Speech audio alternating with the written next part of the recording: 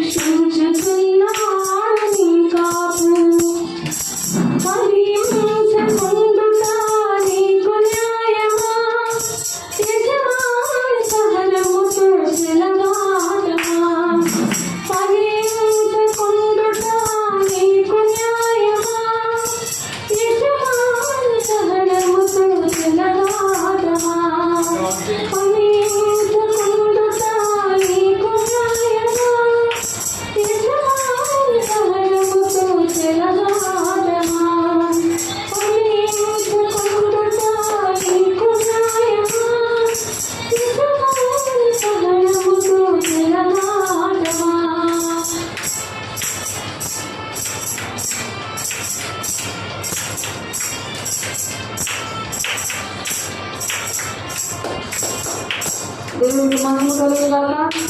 దేవుని స్తోత్రం.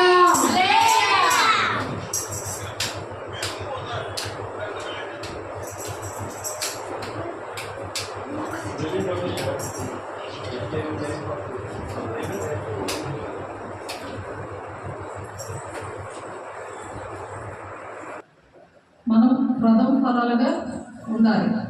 ప్రథమ ఫలం అంటే తొలిచూలు బిడ్డకి ఎంత విలువిస్తారు, పెద్ద కుమారుడికి ఎంత విలువిస్తారు.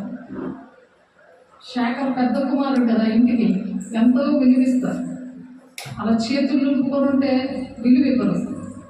చక్కగా చేతులు కట్టుకొని దేవునికి ఇష్టంగా చక్కగా వినాలి. ప్రథమ ఫలం అంటే దేవుడికి ఇష్టమైన బిడ్డలు, తల్లిదండ్రులకు ఇష్టమైన బిడ్డలు, ప్రజలు అందరూ కూడా ఇష్టపడతారు ఎప్పుడైతే ప్రథమ ఫలంగా ఉంటారు. దేవునికి వాళ్ళని అప్పచెప్పాలి, దేవునికి అర్పించాలని ఉంది వాక్యం. అవి పిల్లలే కావచ్చు, అలా ఆడపిల్లలే కావచ్చు, మగపిల్లడే కావచ్చు, లేకపోతే ఇంటిలో కోడిపెట్టకి కోడి పిల్లలు పుడతాయి కదా, ఆ కోడి పిల్లలు కూడా పెంచి చక్కగా ఇంత ఇంత పిల్లలైనా చేసి చర్చికి అర్పిస్తారు. అలాగే దూడ అయినా సరే, అలాగే పంట అయినా సరే ప్రథమ ఫలాన్ని దేవుడికి ఇస్తారు. అదే దశమ భాగం కూడా అలాగే ఇస్తారు. ప్రథమ ఫలం ఫస్ట్ ఉద్యోగంలో ఫస్ట్ జీతం అనేది దేవుడికి ఇస్తారు. ప్రథమ ఫలంగా ఇవి భౌతికంగా చేస్తారు, కానీ ఆత్మీయంగా దేవుడికి ప్రథమ ఫలంగా ఉండడం అంటే యేసయ్య ఎలాగైతే ప్రాణం పెట్టారో మానవాళి రక్షణకి, మతం కులం భేదం లేకుండా, పేదోళ్ళు గొప్పోళ్ళు అనేది భేదం లేకుండా ఏ విధంగా పెట్టారో దేవుడు నిస్వార్థంగా, స్వార్థం లేకుండా, దేనిని ఆశించకుండా ఎలాగైతే పెట్టారో అలాగా యేసయ్య లాంటి గుణాలు, తండ్రిని పోలి మీరు నడవండి, క్రీస్తుని పోలి నడవండి అని పౌలు గారు చెప్తున్నారు. మాట ఉంటే మీరు ఏది అడిగితే అది ఇస్తానంటున్నాడు. ఎందుకు ఎవరికి ఫలాలు అవి ఉండట్లేదు? ఎందుకు ఎవరికి పేదవాళ్ళలాగా ఉంటున్నారు? ఎందుకు అనేకమైన ఇబ్బందులు, అనేకమైన అనారోగ్యాలతో, సమస్యలతో ఎందుకు ఉన్నారంటే యేసయ్యను పోలి నడవక, ప్రథమ ఫలాలుగా ఉండక, నన్ను పోలి మీరు నడవండి, నాకన్నా మీరు గొప్ప కార్యాలు చేస్తారు అని యేసయ్య మాదిరికరంగా ఉండి 3.5 సంవత్సరాలు కూడా ఈ మా తండ్రి చిత్తాన్ని నెరవేర్చడానికి ఆయనకు ఇష్టంగా ఉన్నాడు. ఆయన తండ్రి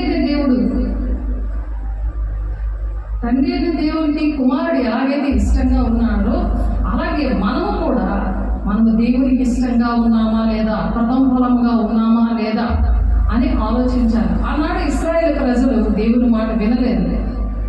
7 జాతులు అక్కడ వాళ్ళు వెంబడించారు. వాళ్ళు వెంబడించి వాళ్ళు ఏం చేశారు? 7 జాతులు అంటే పాపముతో నింపబడిన వాళ్ళు, ఆ జాతులు వాళ్ళు వెంబడించారు. దేవుడికి ఇష్టమైన ప్రజలు ఎవరంటే ఇశ్రాయేలు ప్రజలు దేవుడు చాలా ప్రేమించాడు. ఎంత ప్రేమించారంటే మరి దేవుడు ఆయన మాట విని దేవుడు కానాను అనే పరలోక రాజ్యానికి తీసుకెళ్తాను, పాలు తేనెలు ప్రవహించే దేశానికి మిమ్మల్ని తీసుకెళ్తాను. ద్రాక్ష పండు ఇప్పుడు ఎంత ఉన్నదా?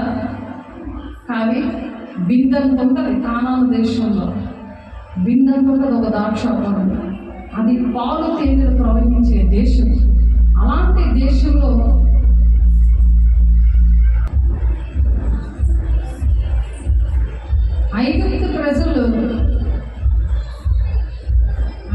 ఐగుప్తులో నుండి దేవుడు పెరిగి తెచ్చాడు ప్రథమ ఫలాలుగా ఇశ్రాయేలు ప్రజలు.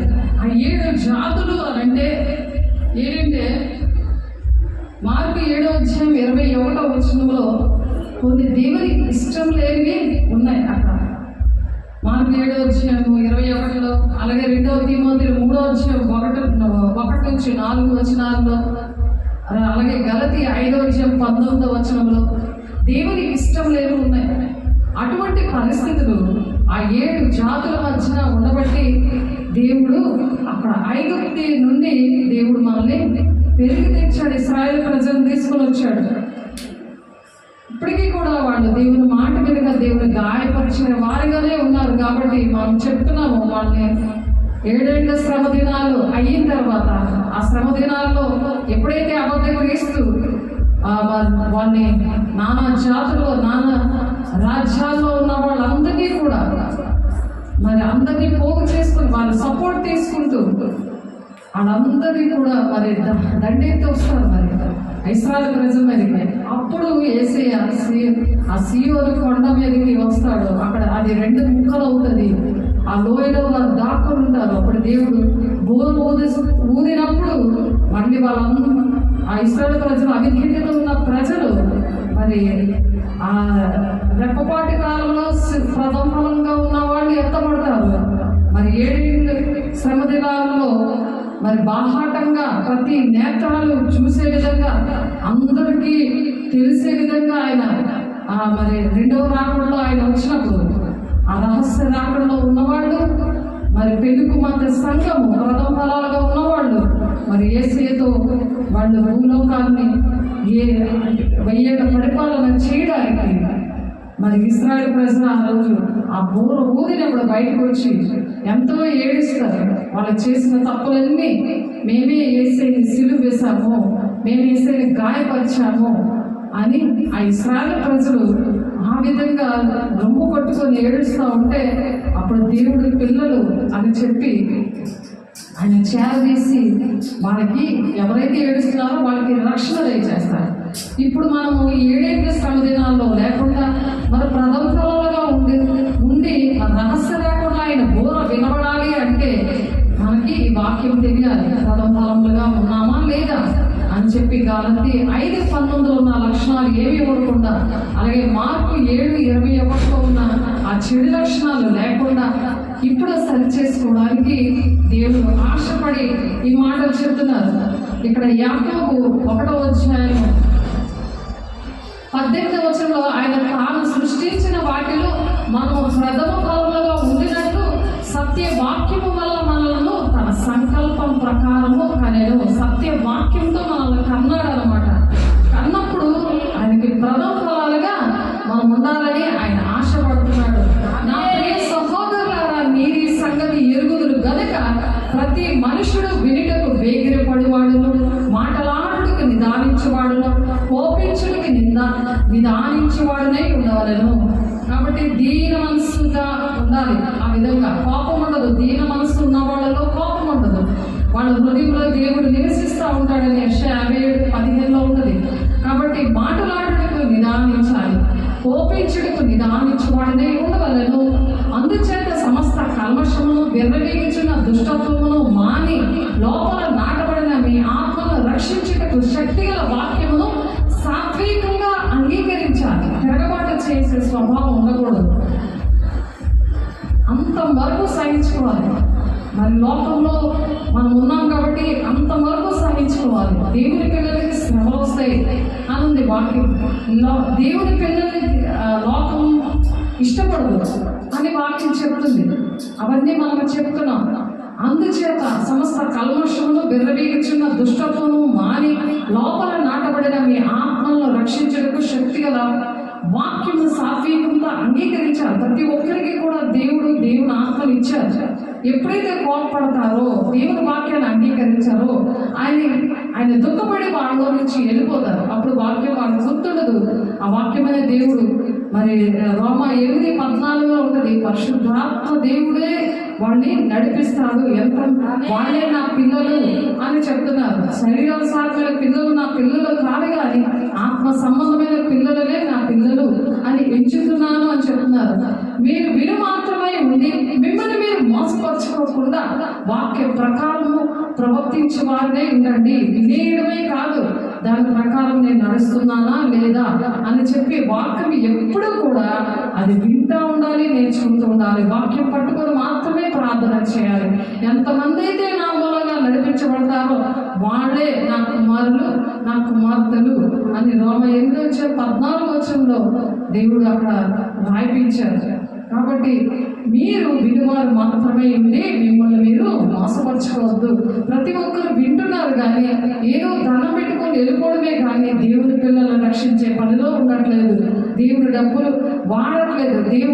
దేవుని పిల్లలకి ఆ డబ్బులు ఇచ్చి మరి చేరదీసి వాళ్ళని దేవుని రాజ్యాన్ని నడిపిద్దాం అని చెప్పి ప్రతి రూపాయి, ప్రతి సమయము, ప్రతి మన ఒంటిలో ఉన్న శక్తిని అది వాడి అంతవరకు సహించుకోవాలి. ఆ విధంగా అప్పుడే మనం రక్షణ పొందుకొని మన కనురెప్ప పాటలోనే దేవుడు వచ్చినప్పుడు ఆ బోర శబ్దాన్ని మనం వినగలుగుతాం. ఈ లోకంలో అనేకమైన శబ్దాలు వింటున్న వాళ్ళు ఈ శబ్దం అయితే వాళ్ళు వినలేరు, వాళ్ళు వినిపించరు. దేవుని స్వరము వింటున్నామా, దేవుని మాటలు వింటున్నామా, దాని ప్రకారం నడిచే వారికి మాత్రమే అది వినబడుతుంది. దాన్ని జ్ఞానేంద్రియాలు అంటారు. మీరు కాలం బట్టి చూస్తే మీరు బోధకులే ఉండవలసి వచ్చి ఉండగా మొదట మూలపాఠాలు మీకు మరలా బోధించవలసి వచ్చింది. మీరు పాలు తాగవలసిన వారే కానీ బలమైన ఆహారం మీకు తగదు అని పౌలు గారు రాశారు అక్కడ.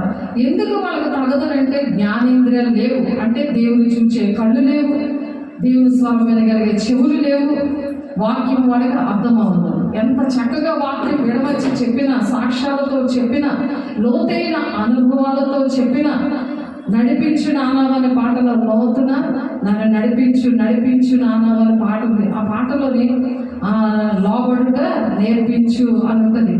దేవుడు వెన్ను తట్టి చక్కటి ఆలోచన చెప్పి నడిపించిన పాట ఉంది యేసన్న గారి పాటలో. కాబట్టి పాటలు పాడతారు కానీ వెన్ను తట్టి నడిపించడం అంటే ఏంటి, లోతైన అనుభవం ఏంటి? ఈ జ్ఞానేంద్రియాలు లేకపోతే లోతైన అనుభవం అనేది ఉండదు వాళ్ళకి. ఆ పునాది సరిగ్గా కట్టకపోతే అది ఎప్పుడైనా శ్రమ వచ్చినా, ఏ పరిస్థితులు వచ్చినా మరి ఆ దేవుని భక్తి అనేది విడిచిపెట్టేస్తారు. ఆ వాక్యాన్ని మర్చిపోతారు. ఎన్నో దేవుడు కార్యాలు చేస్తారు, కార్యాలన్నీ విడిచిపెట్టేస్తారు, అవన్నీ మర్చిపోతారు. సంఘాన్ని విడిచిపెడతారు, సేవకులు విడిచిపెడతారు, వాక్యాన్ని దేవుడిని విడిచిపెట్టినప్పుడు వాళ్ళకి ఇవన్నీ కూడా ఆఫ్టర్గా ఉంటుంది. కానీ ఆ కనురెప్ప పాటలో దేవుని సంఘంగా వాళ్ళు సిద్ధముగా లేని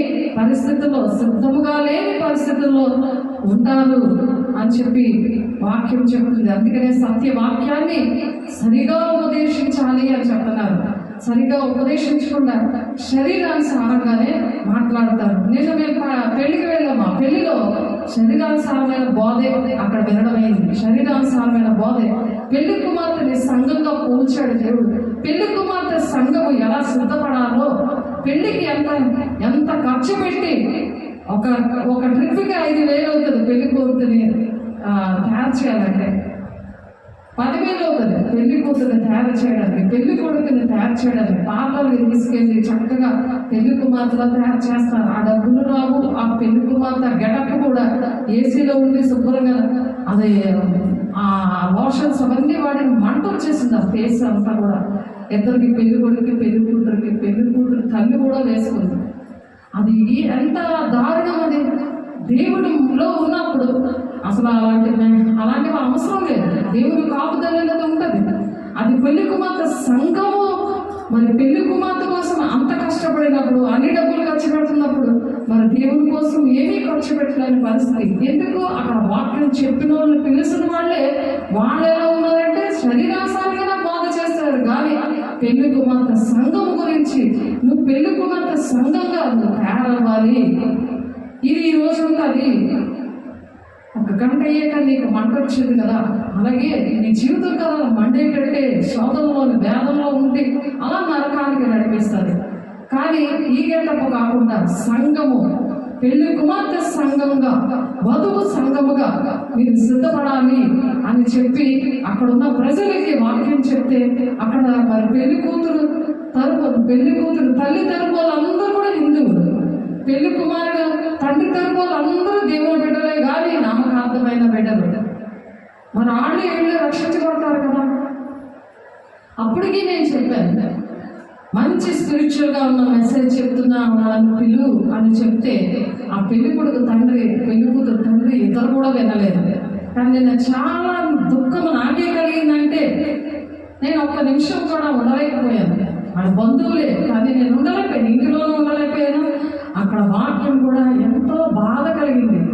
నాకే అంత బాధ కలిగినప్పుడు మరి దేవుడికి ఎంత బాధ కలుగుతుందో ఒకసారి ఆలోచించండి. తండ్రి దేవుడు ఎంత దుఃఖపడుతున్నాడో ఆలోచించండి. పెళ్లి కుమార్తె సంఘంగా ఉండకుండా వాక్యాన్ని సాత్వికంగా అంగీకరించలేకపోతే, ఒక ఆయన మాత్రం తక్కువ టైం ఇచ్చారని ప్రార్థన చక్కగా చేశాడు. ఆయన దీవించి ప్రార్థన చేశారు. ఎంతమంది సేవకులు ఉన్నారు వచ్చి దీవించండి అంటే, నేను కూడా వెళ్ళి తల మీద చెయ్యేసి మరి దీవించాను. అంతవరకు నేను చేయగలను, కానీ వాళ్ళు నేను నడిపించగలనా? దేవుడు అందుకే దేవుని బిడ్డల్ని ప్రథమ ఫలాలుగా ఎంచుకున్నాడు. ప్రథమ ఫలము దేవుని బిడ్డలకి ఫలింపకుండా నీకు న్యాయమా అని అడుగుతున్నాడు. పాటలో మీరు విన్నారు. ఫలాలు లేకపోతే ఆయన తేరి చూస్తున్నాడు. అంజూరపు చెట్టుకి ఆ ఫలాలు లేనందుకు తేరి చూస్తున్నాడు. ఫలం లేదని ఆ అంజూరపు చెట్టుని శపించాడు ఎండిపోమని. అలా ఎండిపోయిన జీవితాలంటే ఏంటి?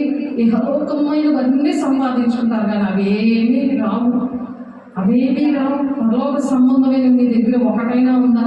పైన వాటి కోసం ఏ రోజైనా ఆ యుగకాలం ఉండే దేవునితో ఉండాలని, ఆ పెళ్లి కుమార్తె సంఘంగా దేవునితో ఉండాలని యుగకాలు ఎప్పుడైనా ఆశపడ్డావా? అది నీకు న్యాయమా అని దేవుడు ఇక్కడ అడుగుతున్నారు. కొందరంటే రథములు బట్టి, కొందరు గుర్రములు బట్టి అతిశయపడతారు. మనమైతే మన దేవుడికి యెహోవా నామం బట్టి మనం అతిశయపడాలి. ప్రథమ ఫలంగా మనం ఉన్నామా లేదా అని ఆలోచించి అతిశయపడాలి. వారు కృంగి నేల మీద పడి ఉన్నారు, మనము లేచి చక్కగా నిలిచి ఉన్నాము. దేవుల్లో కృంగిపోయి ఉన్నావా? ఏదో ఒక సమస్య వస్తుంది. ప్రతి మనిషికి ఏదో ఒక సమస్య వస్తుంది. కానీ అవన్నీ జయించేది ఏంటంటే దేవునిలో అతిశయించి వాళ్ళు జయిస్తారు. ఎన్ని శ్రమలు వచ్చినా వాళ్ళు జయిస్తారు. దేవుని వైపు చూసి ఒక విశ్వాసంతో ఆ దేవుని యొక్క పని, దేవుని పిల్లలకి కన్నీరు తోడడం, అలాంటి విషయాలు వాళ్ళు ఎంతో ఇష్టపడతారు. సంతోషంగా ఉండి వాళ్ళు ఎంతున్నా సరే దేవుని పని విషయంలో ఒక దాహం కలిగి తండ్రి చిత్తాన్ని నెరవేర్చాలి. అనేక బిడ్డల దేవుని రాజ్యానికి పెళ్లి కుమార్తె సంఘంలోనికి పిలుచుకొని రావాలి. పెళ్లి కుమార్తెగా ప్రతి ఒక్కరిని వధువు సంఘంగా సిద్ధపరచాలి అని ఒక దాహం అనేది మనకు కలిగి ఉండాలి. దేవుడు ఇవి నేర్పిస్తున్నారు. యెహోవా రక్షించము, మేము ఏర్పడినప్పుడు రాజు మాకు ఉత్తరం ఇచ్చును గాక అని చెప్తున్నారు ఇక్కడ దావీదు భక్తుడు. కీర్తనలు 20 అధ్యాయము మరి 7 నుంచి 10 వచనాల్లో ఆ విధంగా చెప్తున్నారు. కాబట్టి యాకోబు 1:18 మనం చూసాము. ఆయన తాను సృష్టించిన వాటిలో మనము ప్రథమ ఫలముగా ఉండినట్లు సత్యవాక్యము వలన మనలను తన సంకల్పం ప్రకారము కన్నాడు. ఆయన రక్తం ఇచ్చి కొన్నాడు. ఇక్కడ కన్నాడు అని ఉంది, రక్తం ఇచ్చి కొన్నాడు అని మరి ప్రకటన 8:9 ఉంది. మరి కొనుక్కున్నప్పుడు మనము ఏదైనా దాన్ని అనుభవించాలి కదా, దానివల్ల ఆశిస్తాం కదా. అది జంగు పట్టిన సైకిల్ లాగా నువ్వు వాడుకుని ఉంటే అది ఎలాగా? ఆ సెల్ ఫోన్ కూడా జంగు పట్టినట్టు ఉంటే అది వాడకుండా స్విచ్ ఆఫ్లో ఉంటే బ్యాటరీ లేకుండా ఛార్జింగ్ లేకుండా ఉంటే ఎలాగా? దేవుడు ఇచ్చాడు, రక్తం ఇచ్చి కొన్నాడు. మరి మనిషి అలాగుంటే సెల్ ఫోన్ మన బండి అలా ఆయిల్ లేకుండా పెట్రోల్ లేకుండా పడి ఉంటుంది. ఎవరు పెట్రోల్ వేస్తారు కానీ వాళ్ళు ఎక్కించుకొని తీసుకెళ్తారు. భర్తలు అంత దారుణంగా ఉన్నప్పుడు మరి నువ్వే జంగు పెట్టుకున్నావు కాబట్టి నువ్వు ఎవరికి పనికి రావట్లేదు. ఎవరైనా డబ్బులు ఇస్తానే వాళ్ళకి ఏదైనా పని చేసి పడతావు. అది భర్తవులు పిల్లలు ఎవరైనా అవ్వదు. నువ్వు డబ్బులు ఎవరు ఇవ్వకుండా నీకు ఎవరికైనా నువ్వు మంచి సత్కార్యం చేసావా? వాళ్ళని ఆదుకున్నావా? మనీ మైండ్తోనే ఉంటున్నావా? అందులో ఒక్క పని నువ్వు చేసినా అది దేవుడికి చేసినట్టే అని ఉంది. Matthew 25 అధ్యాయంలో ఎవరికి ఏది లేకపోయినా సరే వాళ్ళకి ఆ అవసరత తీర్చి దేవుడి మాటలు 2 చెప్పాలి. అదే దేవుడు ఇష్టపడుతున్నాడు. మన డబ్బులు, మన శక్తి, మనం ప్రతిఫలంగా ఉన్నామా లేదా అని ప్రతి విషయంలో ఉండాలి. ఒక విషయంలో ఉంది, నేను అన్ని విషయాల్లో ఉన్నానని కాదు. కూరలో అన్ని వేసేసి ఉప్పేయకపోతే వేస్టే కదా. అది కడగకుండా వండేసాం అనుకో, చికెన్ కానీ ఫిష్ కానీ ఎంత అసహ్యంగా ఉంటుంది. అన్ని వేసామంటే కుదురుతుందా? అలాగే ప్రతి విషయంలో కూడా దేవుని మాటల్ని నిన్ను దేవుడు కన్నాడు. కాబట్టి ఎలా ఉండాలి? సాత్వికముతో సత్యవాక్యాన్ని మనం ఎలాగంటే సాత్వికముతో అంగీకరించాలి. ఎందుకైనా తాను సృష్టించిన వాటిలో అన్నిట్లో కూడా మనుషుని ప్రథమ ఫలంగా ఉండినట్లు సత్యవాక్యం వల్ల దేవుడు మనల్ని తన సంకల్పం ప్రకారం కన్నాడు. కాబట్టి అలా ఉన్నామా లేదని వాక్యం బాగా తెలియాలంటే ఎప్పుడు వాక్యం ఏం చెబుతుందనే విషయాన్ని మనం జ్ఞాపకం చేసుకోవాలి. లేవీకాండం 23:10 నేను ఇశ్రాయేలుతో ఇట్లనూ నేను మీకు ఇచ్చుచున్న దేశములకు మీరు వచ్చి దాని పంటలు పోయినప్పుడు మీ మొదటి పంటలో ఒక పనును యాజకుని యొద్దకు తేవలను. అట్టుపల్లి గెల ఉన్నదనుకో, ఫస్ట్ గెల దేవుని సన్నిధికి తేవాలి, యాజకుల దగ్గరికి. తర్వాత నీ ఫలము అధికంగా ఉంటుంది. అది ఎంతో నీకు దీవెనకరంగా ఉంటుంది. అదే దేవుడు చెప్తున్నారు అలాంటి విషయాలు. అవన్నీ కూడా ప్రతిదీ కూడా నువ్వు జ్ఞాపకం చేసుకుని వాక్యం తెలిస్తేనే కదా ఆ సత్యవాక్యాన్ని నీకు లోబడతావు. కొంతమంది వింటారు కానీ దానికి లోబడరు.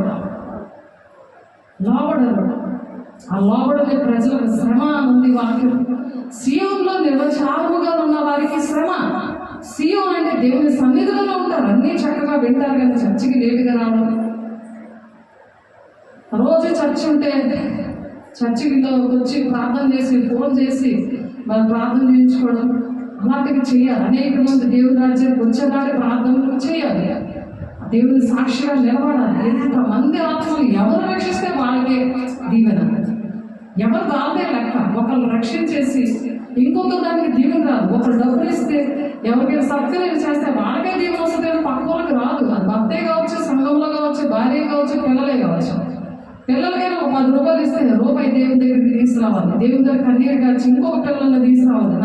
ఆ ప్రేమను రుచి చూసి పిల్లలు కూడా ఆ ఫ్రెండ్స్ని తీసుకురావాలి. ఫ్రెండ్స్కి, కుటుంబంలో ఉన్న వాళ్ళకి దేవుని ప్రేమను ప్రకటించాలి, రుచి చూపించాలి. నువ్వే రుచి చూడకుండా అలా ఆడుకుంటూ ఉంటే పిచ్చోడ్లా కూర్చొని నీకేం అర్థం అవుతుంది?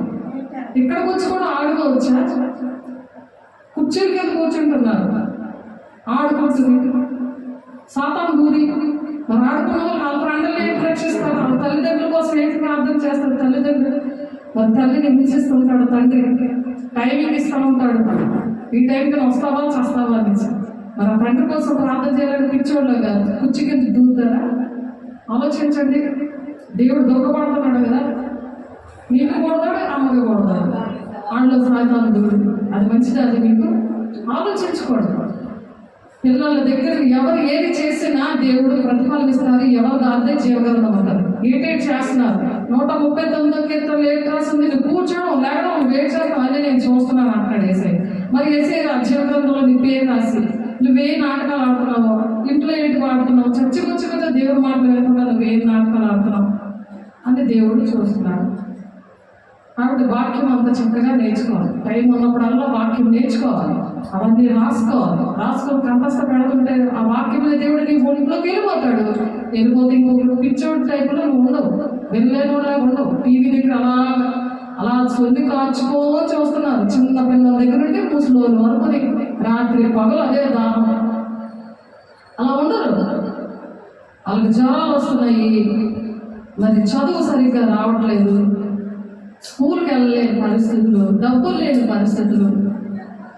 దేవుడితో ఎవరైతే ఉంటారో వాళ్ళకి ఊహించలేని వాటికంటే అత్యధికంగా దీవిస్తాడట. మీరు అడుగు వాటికంటే ఊహించే వాటికంటే అత్యధికంగా నేను దీవిస్తాను అంటున్నాడు. మరి దేవుడు కావాలి కదా, కావాలని మళ్ళీ యాక్టింగ్ చేస్తుంటారు. ఆ పనులన్నీ అయిపోయాక ఇంకా ఏసై ఎవరు అన్నట్టుగా ఉన్నారు చాలా మంది. ప్రథమ ఫలాలు ఉన్నవాళ్లే, దేవుడి పని అప్పచెప్పిన వాళ్ళే. శరీర సంబంధమైనవన్నీ తీరిపోయిన తర్వాత ఆత్మ సంబంధమైనవన్నీ మర్చిపోయి దేవుని అభిషేకాన్ని, దేవుని వరాలు అవన్నీ కూడా మంచం కింద కొంచెం కింద పెడుతున్నారు, ఆ భూమిలో కప్పెట్టేస్తున్నారు. అది దేవుడిని ఫలింపకుండా నీకు న్యాయమా అని అడుగుతున్నాడు దేవుడు. జాగ్రత్త, అది సరి చేసుకొని ఇప్పటికైనా ఈ కృపకాలంలో దేవుడు క్షమిస్తాడు. కృపకాలం అయిపోతే ఆయన క్షమించాడు. ఇంకా క్షమించడం, దీవించడం అలాగేం ఉండవు. అక్కడ నుండి న్యాయం తీరుస్తాడు అనమాట. నువ్వు మంచి పనులు చేస్తే దేవుడు రాజ్యానికి, నువ్వు చెడ్డ పనులు చేస్తావనుకో నరకానికి. యుగగాలు కూడా అది రెండిట్లో యుగగాలు అదే ఉంటుంది. శరీరం మట్టిపోతుంది, కానీ నువ్వు దేవుని బట్టి అతిశయించి దేవుని ప్రేమించి ఆయన ఆజ్ఞలు గైకుంటే వీటికి తరాల వరకు దీవెన, తరతరాలు యుగగాలు కూడా దీవెన, ఆశీర్వాదం. ఆమేన్ అని చెప్పిన వాళ్ళకి దేవుడు అలా దీవిస్తూ ఉంటారు. ఎవరు మటుకు అలా చెప్పాలి, ఎవరు చూసి చెప్పడం కాదు. నీకు మనసు ఉంది కదా, దేవుడు మనసు ఉందా, వెంటనే నీ హృదయంలో నుంచి వచ్చేయాలి. ఎవరికి చెప్పకూడదు. ఆ ప్రేమను రుచి చూసావు కదా, ఆ ప్రేమ రుచి చూసినప్పుడు దాన్ని ఎంత సమయంలో ఓర్చుకుంటారు. ఆ ప్రేమ అలాంటిది. ప్రేమించిన వాళ్ళు ఎన్ని బాధలు పెడతారు, ఎన్ని కష్టాలు వచ్చినా ప్రేమించిన వాళ్ళు మాట మాత్రం తప్పకుండా చేస్తారు, ఎవరు చెప్పకుండా చేస్తారు. అందుకనే మీరు మాత్రమే ఉంటే మిమ్మల్ని మీరు మోసపరుచుకోకుండా వాక్య ప్రకారము ఎవడైనా వాక్యం వినువాడై ఉండి వాక్య ప్రకారం మీరు ప్రవర్తించేవారై ఉండండి. వాక్య ప్రకారం నేను నడుస్తున్నానా లేదా, అంటే దేవుడికి ఇష్టంగా నేను నడుస్తున్నానా లేదా, వాక్యం ఏం చెప్తుంది ఏం చేస్తున్నాను అలా మనం నడిచేమనుకో.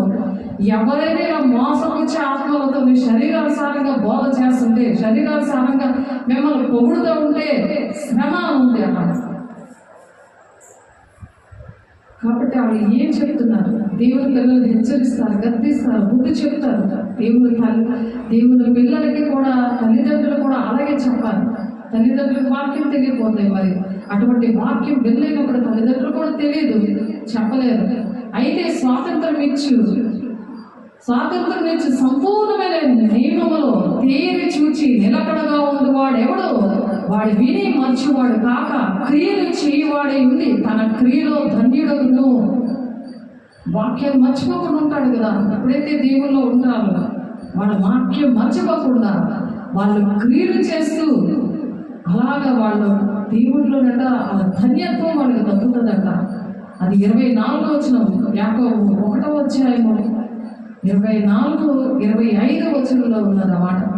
ఎవడైనా నోటికి కళ్ళెము పెట్టుకొనక తన హృదయం మోసపరుచుకొనుచు భక్తి గలవారమని అనుకునే వారికి భక్తి వ్యర్థమే.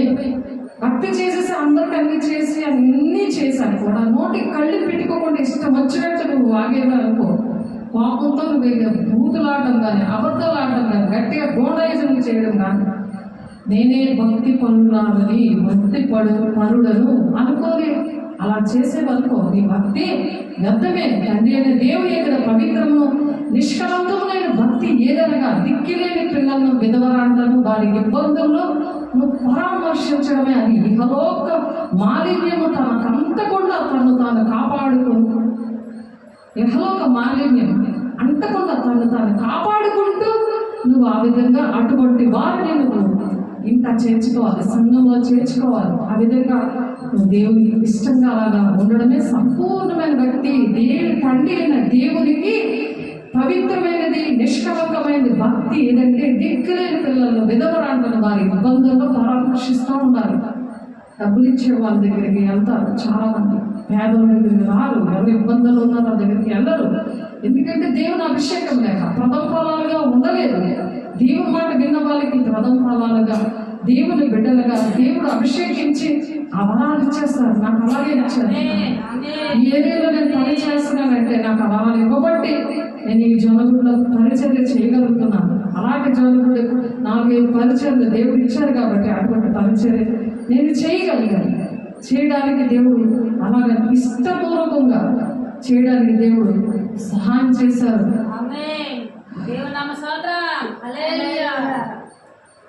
రోమ 8వ అధ్యాయంలో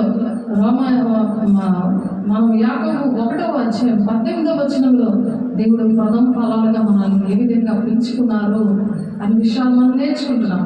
ఇక్కడ రోమ 4వ అధ్యాయం 17వ వచనంలో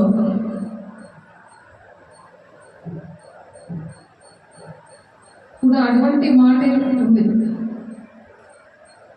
దేవునికి ఇష్టంగా మనం ఉన్నప్పుడు ఏ విధంగా మనం దేవునికి ప్రథమ ఫలాలుగా మనం ఉండగలము అనే విషయాలు.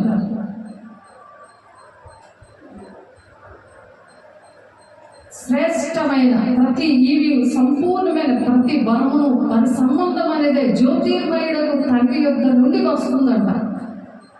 జ్యోతిర్మయుడకు తండ్రి యొద్ద నుండి ఎప్పుడైతే మనం ఆ విధంగా తండ్రి మాట వింటామో, తండ్రి చిత్తాన్ని నెరవేరుస్తామో, శ్రేష్టమైన ప్రతి ఈవి, ప్రతి వరము, సంపూర్ణమైన ప్రతి వరమును కూడా పరసంబంధమైనదే. అంటే పరసంబంధమైనదంటే పరలోక సంబంధమైన వరాలు ఇవి. ఆ వరాలు ఎలా వస్తాయి? జ్యోతిర్మయుడకు తండ్రి యొద్ద నుండి వచ్చిన ఆయన యందు ఏ చంచలత్వం అయినను, గమనాగమనంలో వాళ్ళ కలుగు ఏ ఛాయ అయినను లేదు. ఏ ఛాయ కూడా లేకుండా ఆ గమనాలు అటువంటివి ఏవి లేకుండా పరసంబంధమై ఉంది. ఆ విధంగా వస్తాయట, దేవుని దగ్గర నుండి వస్తాయి అని చెప్తున్నారు. తీసుకెళ్ళి మాట విను, ఇది చూడాలి, బాగా వినాలి. ఆ వరాలు నాకు కావాలయ్యా, నీకు లోబడతానయ్యా అని చెప్పినప్పుడు నీ భర్త రక్షించబడాలని నీకు ఇష్టం ఉంటే ఆ వరాలు బట్టి ఆ సాతాను వెళ్ళగొట్టగలవు. తెలుస్తుందా? అది వెంటనే నువ్వు ఇంకెట్టుకు చూడకుండా వాక్యం వస్తుంటుంటే నువ్వు దేవుని బతిమాలుకోవాలి. దేవుడు మాట్లాడుతున్నప్పుడు అవును ప్రభా, నేను ఆ పరసంబంధమైన నాకు వరాలు కావాలి, నీతో నేను ఉంటానయ్యా, నీకు ఇష్టంగా నేను ఉంటానయ్యా, నీ మాటలు నేను వింటానయ్యా అని దేవుడికి లోబడాలి. దేవుడి దగ్గర క్షమించమని అడుగుతా. ఆ లోబడుతున్నప్పుడు దేవుడు ఇస్తారు. నేను అలా లోబడ్డాను, నాలో నీకు ఇష్టం లేవన్నీ తీసే ప్రభా, ఆ పరమ నీకు నేను లోబడుతున్నాను, నువ్వు ఎక్కడికి వెళ్ళమంటే అక్కడికి వెళ్ళి నీ పరిచయం చేస్తాను, నాకు ఎవ్వరు అవసరం లేదు, నువ్వు నాకు కావాలి, నీ మాట నేను వింటాను, నీకు లోబడతాను అన్నప్పుడు నేను లోబడి నేను ఎవరో ఏంటో ఇక్కడ ఈ ఊరే తెలియదు విజయనగరం వైజాగ్ దేవుడు నన్ను తీసుకొచ్చారు. ఆ ప్రథమ ఫలంగా తీసుకొచ్చి అట్టి విధంగా నన్ను దీవించారు. తాను విశ్వసించిన దేవుని ఎదుట అనగా మృతులను సజీవులుగా చేయవాడును, లేని వాటిని ఉన్నట్టుగానే పిలిచేవాడునైన దేవుడి ఎదుట అతడు మనకందరికీ తండ్రి అయి ఉన్నాడు. ఇందును గూర్చి నేను అనేక జనములకు తండ్రిగా నియమించదనని రాయబడి ఉన్నది. అనేక మందికి తండ్రిగా, తల్లిగా ఉండడానికి దేవుడు ఆ కెపాసిటీ ఇస్తారు. నువ్వు లోబడినప్పుడు రోమపత్రిక 4:17 ఉన్న ఓన్లీ లోబడ్డమే, నాకు ఏటి రాదు అనేది అవిశ్వాసం. అది దెయ్యం లక్షణాలు. దేవుని అవిశ్వాసం దేవుని రాజ్యం నుంచి వెళ్ళదు అని ఉంది వాక్యం. విశ్వాసం తండ్రి అబ్రహాం గారు అదే విధంగా ఆశీర్వదించారు. ఆ విధంగానే హెబ్రీ 6:14 ప్రకారం నా తోడు నిన్ను నిశ్చయంగా ఆశీర్వదిస్తాను, నేను వర్ధలింపజేస్తానని ఎవరి వైపు చూడకుండా ఈ క్షణం వరకు దేవుడు నన్ను నిలబెట్టుకున్నాను. ప్రథమ ఫలముగా ఉండడానికి దేవుడు నేను ఆశపడ్డాను. అలాగే మీరు కూడా ఆశపడినప్పుడు దేవుడు ఆ సహాయం చేస్తారంట. ఎందుకనగా తన కుమారుడు అనేక సహోదరులో జ్యేష్ఠుడవునట్లు దేవుడు ఎవరిని ముందుగా ఎరిగిన వారు తన కుమారుడితో స్వారూప్యం గలవారు వారిని ముందుగా నిర్ణయించేసుకుంటాడంట ఆయన. ఆ హృదయాన్ని చూస్తాడు, ఆ ప్రవర్తన చూస్తాడు. సీసీ కెమెరా కదా ఆయన.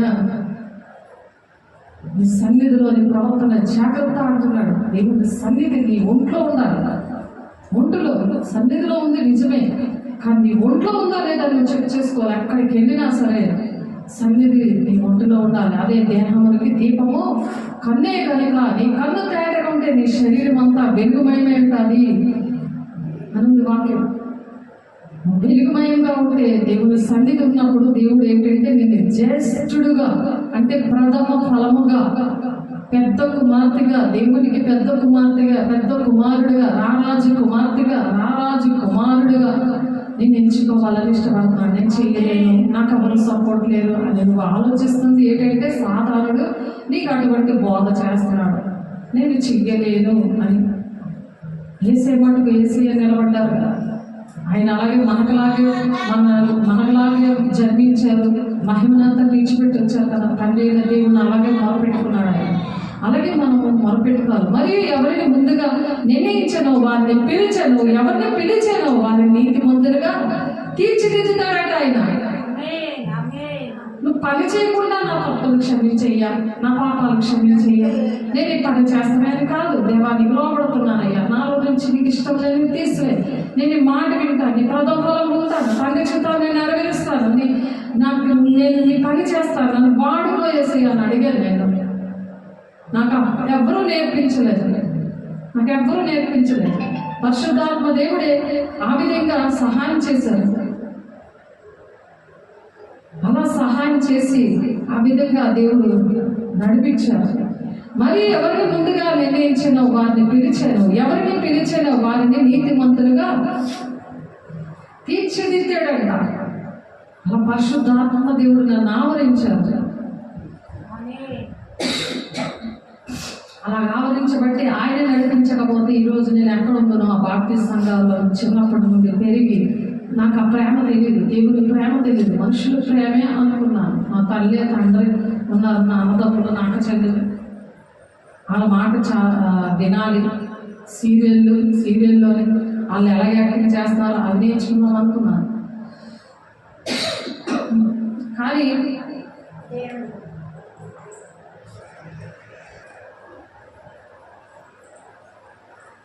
ఎవరిని నిర్ణయించారో వాళ్ళని నీతిమంతులుగా తీర్చాడట. ఎవరిని నీతిమంతులుగా తీర్చారో వారిని మహిమపరిచాడు. మహిమ అంటే గ్లోరీ. ఇది గ్లోరీ గాస్పెల్ చర్చ్ అని అందుకే దేవుడు పేరు పెట్టమని చెప్పారు.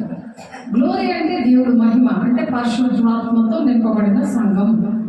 పరిశుద్ధాత్మతోనే ఇది వెళ్తుంది. ఈ సంఘం దేని ద్వారా నడుస్తుంది? పరిశుద్ధాత్మ దేవుడే నడిపిస్తున్నారు. దేవునికి మహిమ తెచ్చేటట్టుగా దేవుడు పెంచుతున్నాడు. గాస్పెల్ అంటే సువార్త. దేవుడు మహిమతో సువార్త వెళ్తుంది. ఇది మనుషులకు మహిమ కాదు. ఇది మనుషుల మహిమ ద్వారా వెళ్ళట్లేదు, మనుషులకి ఏమి కాదు. కానీ దేవుడే నీతిమంతులుగా నీతిమంతులుగా తీర్చిదిద్ది ఎవరిని నీతిమంతులుగా తీర్చిన వారిని మహిమపరిచాడు. నీతిమంతులుగా ఉన్న వాళ్ళే పరిశుద్ధాత్మతో నడవగలరు, పరిశుద్ధాత్మను పొందుకోగలరు. పరిశుద్ధాత్మను పొందుకున్నప్పుడు కన్నురెప్ప పాటలోనే పరిశుద్ధాత్మ దేవుడు నీకు ఆ నీతి వస్త్రాలతో నిన్ను తీసుకెళ్తాడు. లేకపోతే ఇక్కడే ఉంటారు. లేకపోతే గురుత్వాకర్షణ శక్తితో ఉన్న చిన్న కాగితం కూడా ఎగవదు, అది వెళ్ళదు. చిన్న కాగితం, తేలిగ్గా ఉన్న కాగితం చిన్న నలకంత రాయిగారి ఎగవదు. అలాంటి బరువైన శరీరం ఎలా ఎగిరి పరలోక రాజ్యానికి వెళ్తుంది, మధ్యాకాశానికి వెళ్తుంది. పరిశుద్ధాత్మ దేవుడే ఎక్కడెక్కడ ఉన్నారో వాళ్ళందరినీ ఒక మనిషిలాగా తయారు చేస్తారు. ఒకే ఏక మనసు సమాధానం ఉంటుంది. పరిశుద్ధాత్మ ఉన్న వాళ్ళకి ఏక మనసు సమాధానం ఉంటుంది. ఒక్క మాట అనుకున్నారంటే అది అందరూ ఏకీపిస్తారు, అందరూ కలిసి పని చేస్తారు. అలాంటి ఏక మనసు ఉన్న దగ్గర పరిశుద్ధాత్మ దేవుడు వచ్చారు. మేడగదిలో 500 మందిని పిలిస్తే 120 మంది వచ్చారు. వచ్చేవాడు వాడి భక్తి పరిమాణం చొప్పున దేవుడు ప్రతి ఒక్కరికి భాషలతో మాట్లాడడము, దెయ్యాల మీద అధికారము, భాషలకు అర్థాలు చెప్పడము, దర్శన వరము, ప్రవచన వరము, సువార్త చేసేవారము, ప్రార్థన చేసేవారము, ఎటువంటి అద్భుత కార్యాలు మహత్కారాలు చేసే వరాలు దేవుడు ఇచ్చారు. ఈ 5 పరిచయాలు ఇచ్చారు. అవి నిలబెట్టుకోలేని వాళ్ళు ప్రథమ ఫలంగా ఉన్నారు. ప్రథమ ఫలాలుగా మరి అది నిలబెట్టుకున్న వాళ్ళు ఉన్నారు, పోగొట్టుకున్న వాళ్ళు కూడా ఉన్నారు. వాక్యంలో ఉన్నారు, మరి నా సేవలో కూడా ఉన్నారు. వాళ్ళ కోసం ప్రార్థన దేవుడు చేస్తున్నాడు. ఇక్కడ సంఘముగా ఈ గ్లోరీ గాస్పెల్ చర్చ్ కూడా చేస్తుంది. అనేక మంది కోసం చేరటానికి దేవుడు సహాయం ఇచ్చారు. ఎందుకు? అందరూ దేవుని రాజ్యానికి వెళ్ళాలని ఆశపడేది దేవుని మనసు. పరిశుద్ధాత్మ దేవుడు ఆ విధంగా ఆలోచిస్తాడు. ఇట్లుండగా ఏమందమో దేవుడు మన పక్షంలో ఉండగా మనకు విరోధి ఎవరు? నీకు విరోధులు ఎవరైనా ఉన్నారా? నేను తరుముతున్నారా? నేను సంఘంలో సేవ చేయకుండా, వాక్యం వినకుండా నిన్ను తరుముతున్నారా? నీ కోసం దేవుడు మాట్లాడుతున్నాడు. దేవుడు మన పక్షంగా ఉండగా మనకి విరోధి ఎవరు? అది ఎప్పుడు నువ్వు మైండ్లో బాగా ముద్ర వేసుకోవాలి, నీ హృదయంలో ముద్ర వేసుకోవాలి. నీకు విరోధి ఎవరు? నీలో పరిశుద్ధాత్మ దేవుడు లేడు, నీకు భయం వేస్తూ ఉంటుంది. నిన్ను తరుగుతుంటే నువ్వు పరిగెడతా ఉంటావు, సాతాను గడుపుతావు. మనకు విరోధి ఎవరని అడుగుతున్నాడు. దేవుడు మన పక్షంగా లేడు అని నీకు భయం వేస్తుంది. నువ్వు దేవుడికి ఇష్టం లేవు, అందుకే నీకు భయం వేస్తుంది. నువ్వు ఇష్టంగా ఉన్నావా? నాకు విరోధి ఎవరు? నా దేవుడు నా పక్షంగా ఉన్నాడు అని నీకు ఏ విషయంలో ధైర్యం వస్తుంది. ఆమేన్.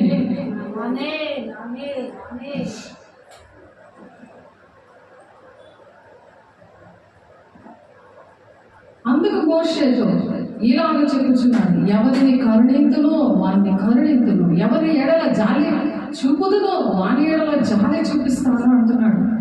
రోమా 9:15 నుండి 18 ఎప్పుడైతే నువ్వు విరోధి ఎవడని నీ పక్షాన దేవుడు ఉన్నాడు అని ఎప్పుడైతే నువ్వు ఆలోచిస్తావో అప్పుడు దేవుడు అంటే జాలి చూపిస్తాడు, నీ మీద కరుణ చూపిస్తాడు. నేను ఏ విషయంలోనైనా నీ పక్షాల నుండి ఆయన వాద్యం ఆడతాడు. ఆ సాతాను చెడగొట్టి వాడిని బాగు చేస్తాడు దేవుడు. ఎందుకంటే మొదటి నీతిని రాజ్యాన్ని వెతకండి, నీ పర్లతను తెలుస్తూ నువ్వు ఏ బాధలో ఉన్నావో నిలబెట్టుకుంటాడు. నీ పక్షాల నుండి నిన్ను నడిపిస్తాడు. దేవుని బిడ్డలను నడిపించడానికి నీకు తోడై ఉన్నాడు అంటున్నాడు. అందుకు మోషేతో చెప్తున్నాడు ఈ మాట, ఎవరిని కరుణింతునో వాడిని కరుణింతును, ఎవరి ఎడల జాలి చూపుదునో వాని ఎడల నేను జాలి చూపిస్తాను. పొందగోరు వారి వాళ్ళనైనను ప్రయాసపడి వారి వాళ్ళనైనను కాదు కానీ కరుణించే దేవుని వలనే అవుతుంది. అది మనం ఎన్ని నీతి కార్యాలు చేసినా, ఎంతగా పరిశుద్ధంగా ఉండాలని మనం ఆశపడినా, ఏదైనా సరే నీవు దేవునిలో నిలబడ్డావనుకో, దేవుని మీద విశ్వాసం కలిగి ఆయన పక్షంగా ఉన్నాడు అని నువ్వు ఎప్పుడైతే అనుకుంటావో, దేవుని అలా తలంచుకుంటే నువ్వు ధైర్యంగా ఉంటావో, నీతిమంతులు సింహంలో ధైర్యంగా ఉంటారంటే ఎప్పుడైతే అలా ధైర్యంగా ఉంటావో అప్పుడు పొందగోరు వాడి వల్లనైనను ప్రయాసపడే వాడి వల్లనైనా కాదు కానీ కరుణించి దేవుని వల్లనే అవుతుందంట. ఎంత మన పోరాటాలు ఉన్నా సరే ఎవరు మా వల్ల ఏమీ కాదు, ఎవరి వల్ల ఏమీ కాదు కానీ ఆ కరుణించి దేవుని వల్లే అవుతాడు ఏ పొందాలి. అదే మోషే గారితో దేవుడు ధైర్యపరిచి మాట్లాడుతున్నారు. ఎందుకంటే ఇశ్రాయేల్ ప్రజల మాట వినలేనప్పుడు మోషే గారు మరి ఎంతగానో ఏడిపించారు ఇశ్రాయేల్ ప్రజలు. ఆ బంగారు దూడని యాడ్ చేసేసుకున్నారు. మోషే గారు 40 రోజులు మరి ఆ కొండ మీదకి ఎక్కి ప్రార్థన చేస్తుంటే ఈ ప్రజల కోసం వాళ్ళ తినచు త్రాగుచు పెళ్లికిచ్చుకుంటూ డ్యాన్స్ వేసుకుంటూ మాకు మోషే ఎక్కడికి వెళ్ళిపోయాడు, మేము మాకు ఆరాధించడానికి ఒక విగ్రహం కావాలి అని అహరోను దగ్గర పేచీలు పెట్టినప్పుడు మా అహరోను ఏం చేశాడు, ఆ ఐగుప్తు బంగారం అంతటి చూసి ఆ దూడ చేయించి ఆ దూడకు నమస్కారం చేసి ఆ దూడ చుట్టూ డ్యాన్స్ వేస్తున్నారు. ఇప్పుడు కూడా అవే డ్యాన్స్ అవుతున్నాయి, చూస్తున్నారు కదా. ఇందాక గోల ఇప్పుడు అవే అవుతున్నాయి. అదే గోద. అటువంటి గోదలు విని మరి వేసే మోషే లాంటి విడలను లేవనెత్తుతున్నా సరే మన పక్షాన దేవుడు ఉన్నాడంటే ఇప్పుడు ఆగయ్యే లేదా అని మన విరోధి ఎవడంటే ఆగితే లేదా, ప్రార్థన చేయగానే ఆగిపోయేది. విరోధి ఎవడు ప్రతి క్షణం కూడా సాక్షిగా నిలబెడతాడు నా దేవుడు. ఎందుకు? ప్రథమ ఫలంగా ఉన్నందుకు. నువ్వు నమ్ముకుంటే కాదు, వాక్య ప్రకారం నడువు, అవిశ్వాసంగా ఉండి భయపడిపోకు. నీతిమంతులుగా తీర్చిదిద్దిన దేవుడు పక్షంగా ఉంటాడంట. నెక్స్ట్ మళ్ళీ నువ్వు అవిశ్వాసం ఉన్నావు అనుకో, అవిశ్వాసం ఆలోచనలు వచ్చి సాధారణ జడిసిపోతున్నావే అనుకో, ఏం జరగదు.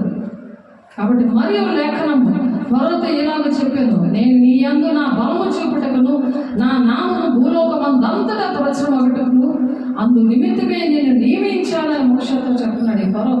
ఈ ఫరోతో ఇలాగ చెప్పాను. నేను ఈ ఫరో అనే ఆ సాతానగాడుతో మోషతో చెప్పించాడు. నేను ఆ లేఖనము ఫరోతో ఇలా చెప్తుంది ఏంటి? నేను నీ యందు నా బలము చూపుటకును నా బలమేంటో చూపిస్తాను సాతాను అని చెప్పి ఆ ఫరో సాతానుగాడు మరి మోషని మరి ఇశ్రాయేలు ప్రజల్ని మరి ఐగుప్తు ప్రజలకి మరి ఆ ఎర్ర సముద్రం చీలిపోయి మరి వాళ్ళు ఎలా రక్షించుకొని వెళ్ళాడు. ఆ ఫరోతో దేవుడు మాట్లాడుతున్నాడు, నేను నీ యందు నా బలమును చూపిస్తాను. ఆ బలం ఎలా చూపించాడు? 2 పాయలైపోయింది. దేవుని వాగ్దానం పిల్లలందరూ కూడా దాటిపోయాక ఐగుప్తు ప్రజల ఫరోతో మరి వచ్చినప్పుడు అది అలాగా వెంటనే ఆ కర్ర ఎత్తి కానీ వెంటనే ఏం జరిగింది? కర్ర ద్వారా అద్భుతం చేశాడు దేవుడు. కర్ర కింద ప్రాణం ఉందా?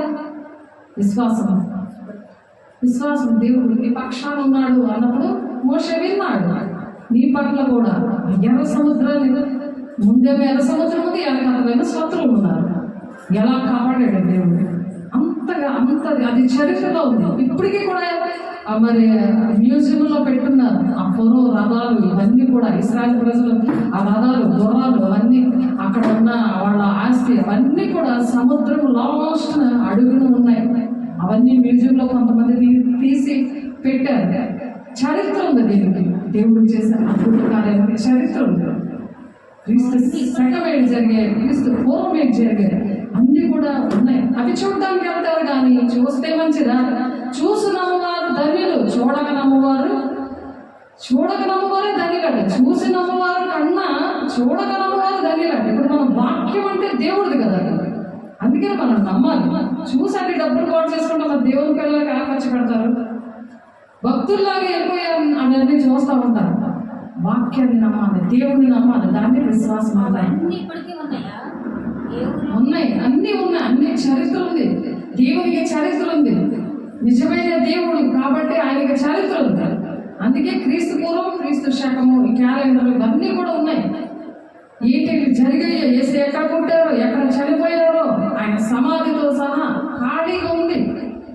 అన్నీ ఉన్నాయి. అన్ని దేవుడి సాక్ష్యం అనేది అన్ని క్లియర్గా అన్ని కూడా చరిత్ర ఉంది. అవన్నీ చూసి నమ్ముతున్నారు కొంతమంది. తోమ ఏం చేశాడు? ఆయన గాయాల్లో వేలు పెట్టి ఏసయ్యా కావా అని ఏసయ్య ముందే చెప్పారు, నేను 3వ దినం లెగుస్తాను, నేను మీ పాపముల గురించి నేను చనిపోతున్నాను, మీరు ఇంకా బలి ఇవ్వక్కర్లేదు. ఎందుకంటే ఆ బలిని అది పరిశుద్ధమైన బలి కాదు, అది కూడా పాపంతో కూడిన పక్షం, మరి ఆవు లేకపోతే గొర్రె పట్టేలు, కోడు, అదంతా కూడా పాపంతో పుట్టినవే.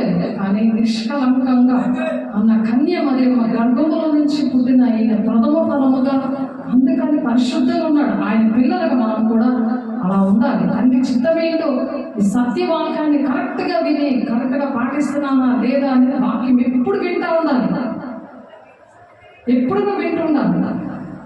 ఎవరికి మనుషులతో తక్కువ మాట్లాడారు. అందుకే మూర్ఖులకి తరం వరకు వేరే ఎవరని చెప్తున్నాడు. కావున ఆయన ఎవరిని కనికరింపగోరునో వారిని కనికరించును, ఎవరిని కఠినపరచగోరునో వారిని కఠినపరుస్తాడు. అప్పుడు దేవుని దగ్గర అనేక విషయాలు మనకు రోజు కూడా ప్రతి రోజు ఒక కొత్త విషయాలు మనకు నేర్పించి ప్రథమఫలాలుగా ఉంది. అది ఆదికాండము 1:28లో మరి ప్రతి దాని మీద, ప్రతి పురుగు మీద, జంతువు మీద, మనుషుల అన్నిటి మీద అధికారం ఇచ్చాడు. భూమిని ఫలించి అభివృద్ధి చెంది భూమిని నిండించండి. ఆ ఫలములు నాశిస్తున్నాడు. ఆయన తీరి చూస్తున్నాడు అంజులకు చెట్టుకి ఆ ఫలాలు ఉన్నాయా లేదా అని చూస్తున్నాడు. లూకా 13వ అధ్యాయంలో ఉంటుంది ఆ మాట. లూకా సువార్త 13వ అధ్యాయం 6 నుంచి ఉంటుంది ఆ మాట. రోజు వచ్చి చూస్తున్నాడు. నేను ఇన్ని మాటలు చెప్పానే, పడుకున్నారా లేకపోతే దేవుని సన్నిధికి వచ్చి ప్రార్థన చేస్తుందా? బద్దకిష్లాగా వెళ్ళి పడుకున్నారా? పనులు చేసి అలసిపోతున్నానని చనిపోయిన మనిషిని బ్రతికించాడు కదా, ఏం చేస్తున్నా తీరు చూస్తున్నాడు. ఏమైనా ఫలాలు వచ్చాయా? ఎవరినైనా రక్షించిందా? నేను ఎలా బ్రతికించానో వేదన చెప్తుందా లేదని ఆయన ఇలా తేరు చూస్తున్నాడంట. అది ఇక్కడ చెప్తున్నారు. అది ఎండిపోకుండా ఫలవంతంగా ఉండాలి. ఆకులన్నీ చక్కగా అంటే ఆరోగ్యం వచ్చేసింది నేను ఫలాలేదు అంటే సాక్ష్యం చెప్పి కొన్ని బిడ్డలు దేవుని రాజ్యాన్ని తీసుకురావట్లేదు. అది ఆలోచించాలి. లూకాసు వార్త 13వ అధ్యాయం మనం పాట పాడుకున్నాం కదా, ఫలముల దేవుడు ఆశించున్నాడు, నువ్వు ఫలించకుండా ఉండడం నీకు న్యాయమా అనేసి. లూకా 13వ అధ్యాయము 6 నుండి చూద్దాం. కనుక అతడు ఇదిగో 3 ఏళ్ల నుండి నేను ఈ అంజూరపు చెట్టు పండు వెతుకుచున్నాను, కానీ 3 సంవత్సరాల నుండి అంజూరపు చెట్టుకి పళ్ళు నేను చూస్తున్నాను, కానీ ఏమీ దొరకలేదు. దానిని నరికి వేయము, దానివల్ల ఈ భూమి ఏలగెత్తమైపోవాలని ద్రాక్ష తోటమాలితో చెప్తున్నాడంట. ద్రాక్ష తోటమాలి అంటే పాస్టర్ అన్నమాట. తోటమాలి పొలంలో నాటాడు ద్రాక్ష చెట్లు, పళ్ళు కావాలని ఆయన తేరి చూస్తున్నాడు. ఏవి పళ్ళు చెప్పండి. అయితే వాడు, అయ్యా నేను దాని చుట్టూ త్రవ్వి ఎరువు వేయి మట్టుకు ఈ సంవత్సరంలో కూడా ఉండనేమో, అది ఫలించినా సరే నేను ఎడలా నరికించి వేయమని అతనితో చెప్పాను. ఆ తోటమాలైన పాస్టర్ ప్రార్థన చేస్తా ఉంటాడు, కన్నీరు కాచి రోజు బలారాధన ఇచ్చి, ఇదిగో ప్రార్థన రోజు ఉంటుంది, రండి, ఫోన్లో ఉండండి, చర్చిలో ఉండండి, చర్చి మూస్తే ఆ మెట్ల దగ్గర ఉండి ప్రార్థన చేసుకోండి, రోజు ఇది తెరిచే ఉంటుంది, ఇదిగో తాళాలు అని ఇస్తే అది ఫలించట్లేదంట. ఫలించలేకపోతే మరి ఆ పాస్టర్ ఏడుస్తున్నాడు, ఎరువు పోస్తాను దానికి, ఇంకా దానికోసం నేను ప్రార్థన చేస్తాను, ఉపవాసం ఉంటాను, ఇంకా వాళ్ళకి మంచి బోధ చేస్తాను, వాళ్ళకి అర్థమయ్యేలా చెప్తాను అని 1 సంవత్సరం ఉండని నరికేస్తే మనిషి చచ్చిపోతాడో బతుకుతాడు. ఆ చెట్టు చచ్చిపోయిందంటే అర్థం ఏంటి? అప్పుడు అనారోగ్యం స్టార్ట్ అవుతుంది. కొన్ని వారం జరిగింది కదా, అది ఫలించట్లేదని ప్రాణం పోతుంటే సరిగ్గా సన్నిధికి వచ్చినాక వెంటనే దేవుడు బతికించాడు. ఇంకైనా బుద్ధి రావాలా లేదా ఆలోచించండి. అయితే వాడు, అయ్యా నేను దాని చుట్టూ త్రవ్వి ఎరువు వేయి మట్టుకు ఈ సంవత్సరం కూడా ఉండలేము, ఈ సంవత్సరం కూడా కొంచెం కాపాడయ్యా, దీవించయ్యా. మరి హాస్పిటల్కి వెళ్ళిపోతే మరి అలాగే వచ్చాడు, దేవుడు చూపించాడు బ్రతికొస్తుంది అని చెప్పి, అలాగే దేవుడు తీసుకొచ్చారు. చర్చికి లేటుగా వస్తాను, అది కూడా నేను వస్తాను రాను తెలియదు, అది సాయపాల స్వరం కూడా అని అనిపించలేదు. ఎక్కడికి వచ్చాక తెలిసింది, అన్నా ఇక్కడ ప్రార్థన చేస్తే దేవుడు తీసుకొచ్చాడు. అలాగా ఆ తోటమాలు బతుకులాడుకుంటుంటాడు అనమాట. తోటమాలు బతుకులాడుకుంటుంటాడు, ఎరువేస్తాను అంటే మంచి వాక్యం చెప్తాను, మళ్ళీ ప్రార్థన చేసి వేసే శరీరం రక్తం ఇచ్చి చక్కగా విడమర్చి చెప్తాను అని బతుకులాడుకుంటే ఈ సంవత్సరం కూడా ఉండలేము. అయితే వాడు, అయ్యా నేను దాని చుట్టూ త్రవ్వి ఎరువు వేయి మట్టుకు ఈ సంవత్సరం కూడా ఉండలేము, అది ఫలించినా సరే వేరేలా నరికి వేయమని అతనితో చెప్పని. ఎన్నిసార్లు దేవుడు బతుకులాడుకుంటాం, దేవా తర్వాత నీ ఇష్టం, మనం వినట్లేదు, ఎంతకని కన్నీరు కాలుస్తాం, ఎంతకన్నా ఉపవాసం ఉంటాము, ఎంతకని వాక్యం అంతా విడవచ్చి చెప్తాము, ఆ వాక్యం పట్టుకుని ప్రార్థన చేయాలి. వాక్యం అర్థం కాకపోతే ప్రార్థన చేయడం రాదు కదా, ఆ ప్రార్థన దేవుని సన్నిధికి వెళ్ళాలి కదా, కన్నీరు కార్చాలి కదా, రోదన చేసి స్త్రీలను పిలవనంపండి అని వాక్యం చెప్తుంది. విలాప వాక్యాల 9వ అధ్యాయంలో రేయి మొదటి జామున లేచి మీ పసిపిల్లల గురించి నీళ్లు కుమ్మరించినట్లు మీరు ప్రార్థన చేయగలిగింది వాక్యం.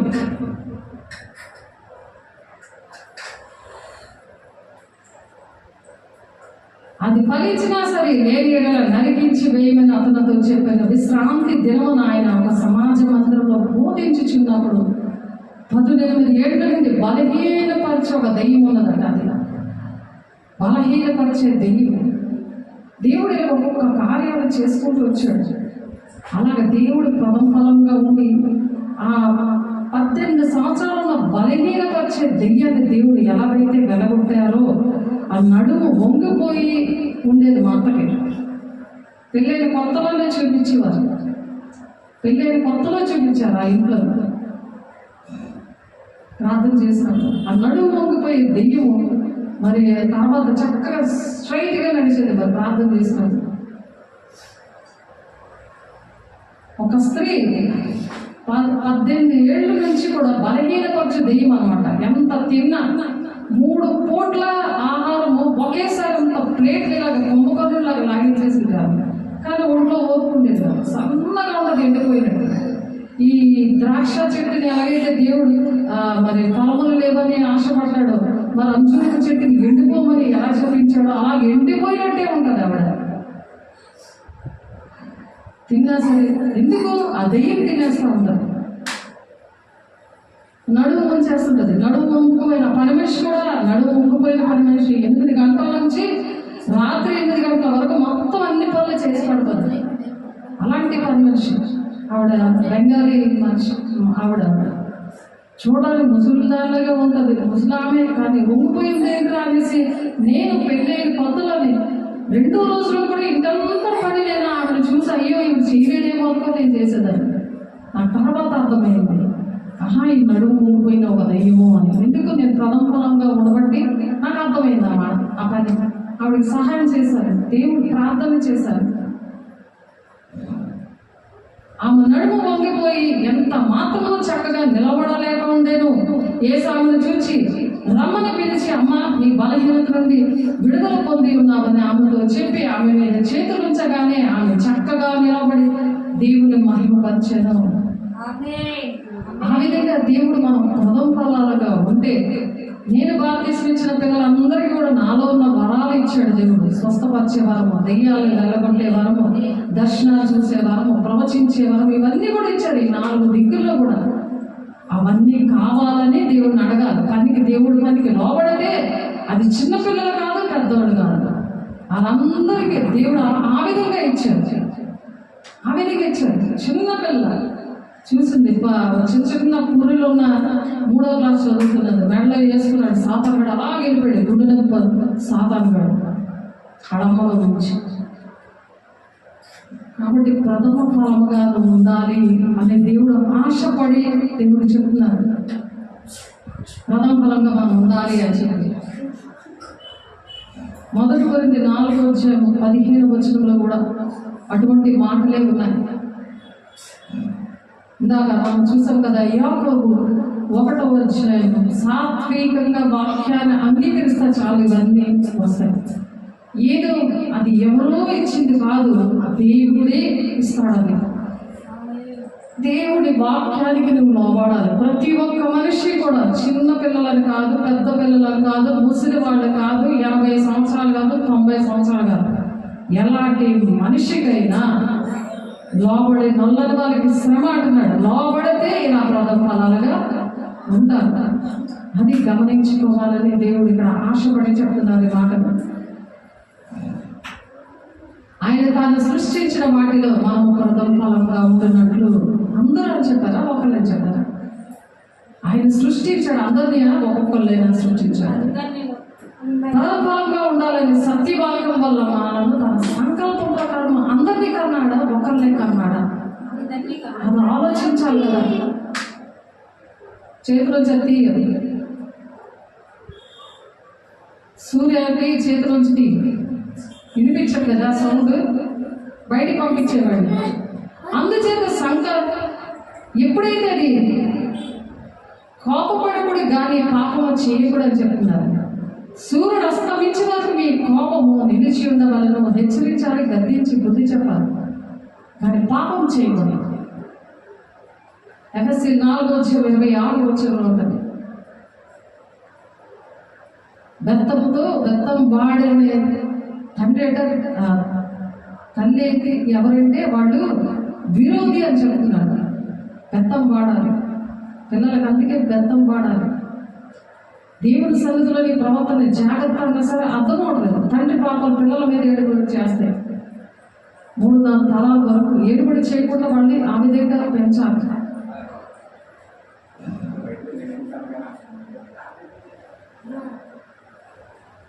ఎందుకంటే అటువంటి దీర్ఘశాంతము ఉండాలి. దీర్ఘశాంతం అంటే కోపంతో ఏది పడితే దాంతో పడుతున్నారు పిల్లల్ని.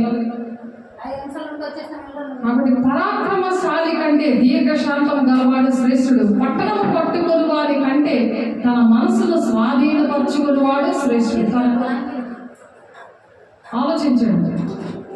సామెతలు 16:32లో తన మనసుని స్వాధీనపరచుకోవాలి. మనసు కరెక్ట్గా ఉండదు, కాసేపు శాంతిగా ఉండదు, కాసేపు కోపం వచ్చేస్తుంది, కాసేపు ఇష్టం వచ్చిన పిల్లలు ఉతికేస్తారు, ఉతికి ఎండేసేస్తారు. భర్త ఏమో భార్య ఉతికేస్తాడు, భార్య ఏమో భర్త ఉతికేస్తుంది, ఇద్దరు కలిసి పిల్లలు ఉతికేస్తారు. మనసు స్వాధీనంగా ఉండదు, ప్రథమఫలంగా ఉండకపోతే ఎంత చేసినాక బూడిదలో పన్నీరు అయిపోతుంది కదా. అప్పుడు కోపపడు కానీ పాపము చేయొద్దు. అది కూడా సూర్యుని అస్తమించే వరకు ఆ కోపం పోవాలి, సమాధానంగా ఉండాలి, ప్రతి ఒక్కరితో సమాధానంగా ఉండాలి. పరాక్రమశాలి అంటే మంచి ఫైటర్ ఉంటాడు కదా, పరాక్రమశాలి, సోల్జర్, యుద్ధ వీరుడు. ఎంత బలమున్నా సరే, ఎంత జ్ఞానమున్నా సరే, ఎంత పరాక్రమశాలి కంటే దీర్ఘశాంతము గలవాడు శ్రేష్ఠుడే. దీర్ఘశాంతం. ఆత్మీయ ఫలాల్లో పరిశుద్ధాలు పొందుకున్నాక ఆత్మీయ ఫలాలు వస్తాయి, తర్వాత కృపావరాలు వస్తాయి. అవి 9 ఫలాలు, ఇవి 9 వరాలు. 9 ఒక ఫలములోనే 9 తొనలు ఉంటాయి. అది గలతీ 5:22లో ఉంది. 1 కొరింథీ 12:4 ఉంటాయి కృపావరాలు. ఎప్పుడైతే దేవుని పనికి నువ్వు లోబడతావో అవి ఒకటి నువ్వు ఏ పని చేస్తావో దానికి తగినట్లుగా దేవుడే సంబంధమైన ఈ వరాల్ని ఇస్తాడు.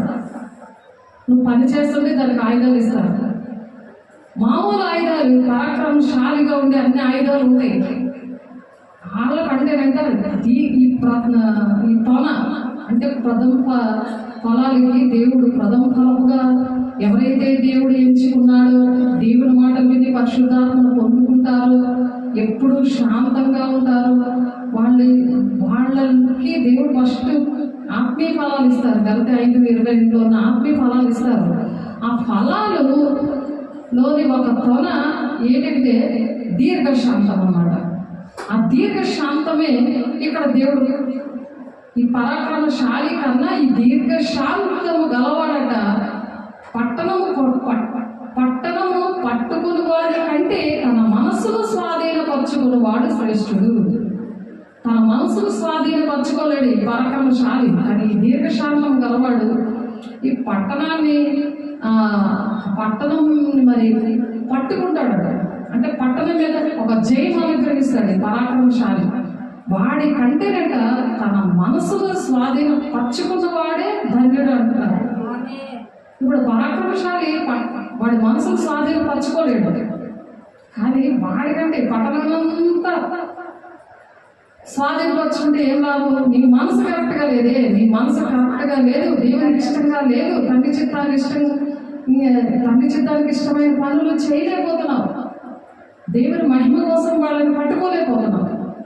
ఎప్పుడైతే దీర్ఘశాంతం కలిగి తన మనస్సును స్వాధీనపరచుకుంటాడో ఆ పట్టణాన్ని అంతనే కూడా ప్రథమ ఫలాలుగా చేయగలరు. దేవుని స్తోత్రం. అది దేవుడు మాట్లాడు. అందుకని ఆత్మీయ ఫలాలు కావాలి. ఆత్మీయ ఫలాలు కావాలంటే పరిశుద్ధాత్మను పొందుకోవాలి. నువ్వు నీతిమంతుడిగా దేవుని దగ్గర ఎంచుకోవాలి. అలాగే దేవుని దగ్గర నేనున్నానా లేదా అని తెలుసుకోవాలి.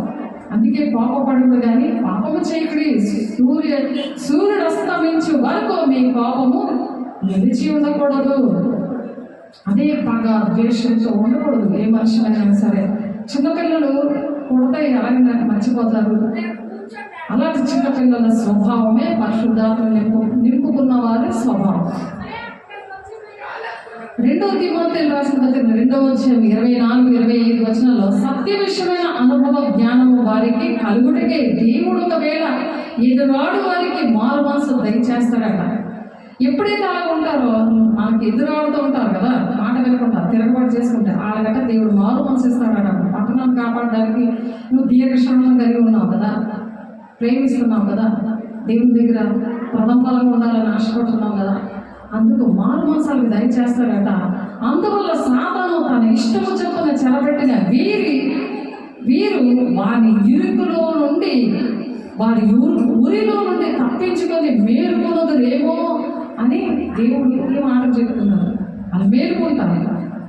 ఆ సాతాను ఊరేసేస్తున్నాడు, ఆ ఊరు బిగించేస్తున్నాడు, ఆ పాపంలో నా చేపలలో పెట్టేసి శాపంలో పెడుతుంటారు. దాని నుండి దేవుడు ఆ విధంగా వినిపిస్తారట. సత్య విషయమైన అనుభవ జ్ఞానం వారికి కలగాలని దేవుడే ఒకవేళ ఎదురోడు వారికి మారు మనసును దయచేస్తాడట. నువ్వు కష్టపడుతున్నావు, సువార్త చేస్తున్నావు, దీర్ఘశాంతంగా ఉన్నావు, కోపపడుతున్నావు కానీ పాపం చేయట్లేదు, నోట్లో నుంచి బూతులు రావడం కానీ, అబద్ధాలు రావడం కానీ, పిల్లలు చెదగొట్టేయడం కానీ, గోడాయిజం చేయడం కానీ చేయకుండా ఉన్నందుకు దేవుడు మారుస్తాడు అంటున్నారు. సత్య విషయమైన అనుభవ జ్ఞానం వాళ్ళకి వస్తుంది అప్పుడు. అదే మరి ఎక్కడ మత్తయి 6:33 కూడా అదే మాట ఉంది. నీకు ఏది కావాలో నీ పర్వాలేదు తెలుసు అని. ఇంత గొప్ప రక్షణ మనం నిర్లక్ష్యం చేసినాడని ఎలాగో తప్పించుకుంటాము. ఇప్పుడు ఈ రక్షణని వీళ్ళందరికీ వెలుగులు ఇలా మాటలు అని స్వాత పక్కన పెట్టి సాధారణ పడ్డారు అనుకో, ఎవరిని నీకు రక్షిస్తారు? ఇంత గొప్ప రక్షణ నిర్లక్ష్య పెట్టకూడదు. ఆ రక్షణ పొందుకొని ఇతరులు రక్షించడానికి పరిగెట్టాలి. వీళ్ళు పొందు పెట్టుకొని వీళ్ళ మాటలు పెట్టుకుంటే వాళ్ళకి భయపడిపోయి ఉంటే పోగొట్టుకుంటాం అన్నమాట ఈ రక్షణ. అలాగే అనేక మంది పోగొట్టుకున్నారు తండ్రి మాట వెనక అవిశ్వాసముతో ఆ మనసుని కాపాడుకోక, మనసుని పట్టుదలతో దేవునితో ఉంచుకోక, అస్థిరంగా ఉండగా ఇంత గొప్ప రక్షణ మనము నిర్లక్ష్యం చేసిన ఎడల ఎలాగ తప్పించుకుందాము? అట్టి రక్షణ ప్రభువు బోధించుట చేత ఆరంభమైంది. దేవుడు బోధించాడు. ఇప్పుడు మనకి ఇవన్నీ కూడా దేవుడు బోధించాడు. అవన్నీ భక్తులు రాశారు. పౌలు గారు రాస్తున్నారు ఎబ్రీ పత్రికలో ఈ మాటలు. కాబట్టి ఎబ్రీ 2:3 ఈ మాట రాశారు పౌలు గారు. అనేకమైన భక్తులు పరిశుద్ధాత్మను పొందుకొని అటువంటి మాటలు రాశారు. ఆ దినంలో యెహోవా భూమిని గజగజ వణికింప లేచినప్పుడు ఆయన భీకర సన్నిధి నుండి, ఆయన ప్రభావ మహత్యం నుండి కొండల గుహల్లోనూ బండ బీటల్లోనూ దాక్కుంటారు ఇశ్రాయేలు. అలాగే మాట వినకుండా ఏసై ఇష్టంగా ఉన్నాం కదా, ఏసై ఇష్టమైన పిల్లలం కదా ఇశ్రాయేలు ప్రజలు. అలాగే ఏసైని మొదటి రాకడ నుండి రెండవ రాకడ ఆ 7 శ్రమ దినాలు ఎండికి వరకు కూడా అలాగా బాధ పెట్టి ఆ బండ సందులు ఆ విధంగా దాక్కున్నారు. అలాగే ఇశ్రాయేలు ప్రజల్లాగా మాట వినకుండా ఉంటావా? రక్షణ కాపాడుకుంటావా?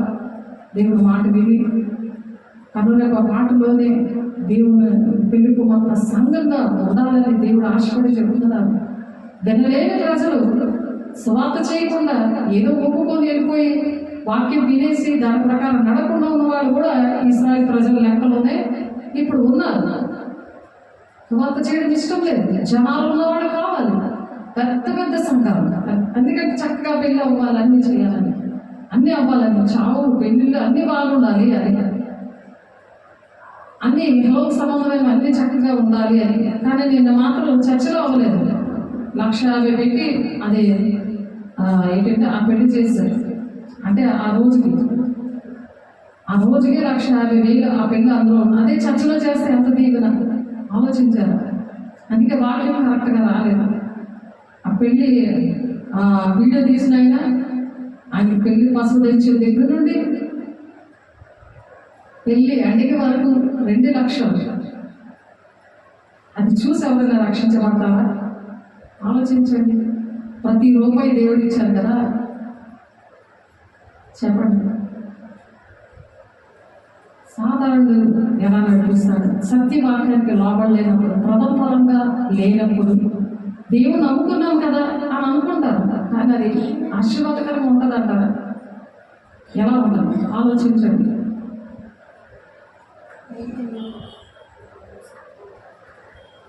ఎందుకు అలా జరిగింది అని అంటే యాకోబు 3:17-18 అయితే పైనటి వచ్చి జ్ఞానము మొట్టమొదట పవిత్రమైనది, తర్వాత సమాధానకరమైనది, మృదువైనది, సులభముగా లోబడినది.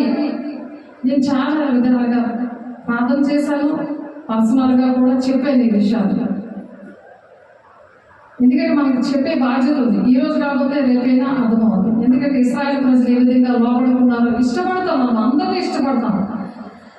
యేసయ్య ఎలాగైతే ఇశ్రాయేలు ప్రజలు ఇప్పటికీ ఇష్టపడుతున్నారో, వాళ్ళ రక్షణ కోసం ప్రార్థన చేస్తున్నారో ఇష్టపడతారు. కానీ ఈ శ్రమలు 7 శ్రమలలో అబద్ధ ప్రవక్త దగ్గర నానా హింసలు పడాలి. పెళ్లి కుమార్తె సంఘంగా సిద్ధపడితే వాక్యాన్ని లోబడే ప్రథమ ఫలాలుగా ఉంటే ఎంత మంచిది. పైనుండి వచ్చే జ్ఞానం మొట్టమొదట పవిత్రమైనది, తర్వాత సమాధానకరమైనది, మృదువైనది, సులభంగా లోబడినది, కనికరముతోనూ మంచి ఫలములతోనూ నిండిపోయినది, పక్షపాతమైనను వేషధారణ ఏదైనా లేనిదే ఉన్నది. నీతి ఫలము సమాధానము చేయు వారికి సమాధానమందు విత్తబడును. సమాధానమందు విత్తబడుతుంది అన్నమాట. సమాధానకరమైనది, పక్షపాతము లేనిది, వేషధారణ లేనిది, సమాధానం ఉంటుంది. సేవకులతో, దేవుడితో, సంఘముతో సమాధానం ఉంటుంది. పైనుండి వచ్చే జ్ఞానం,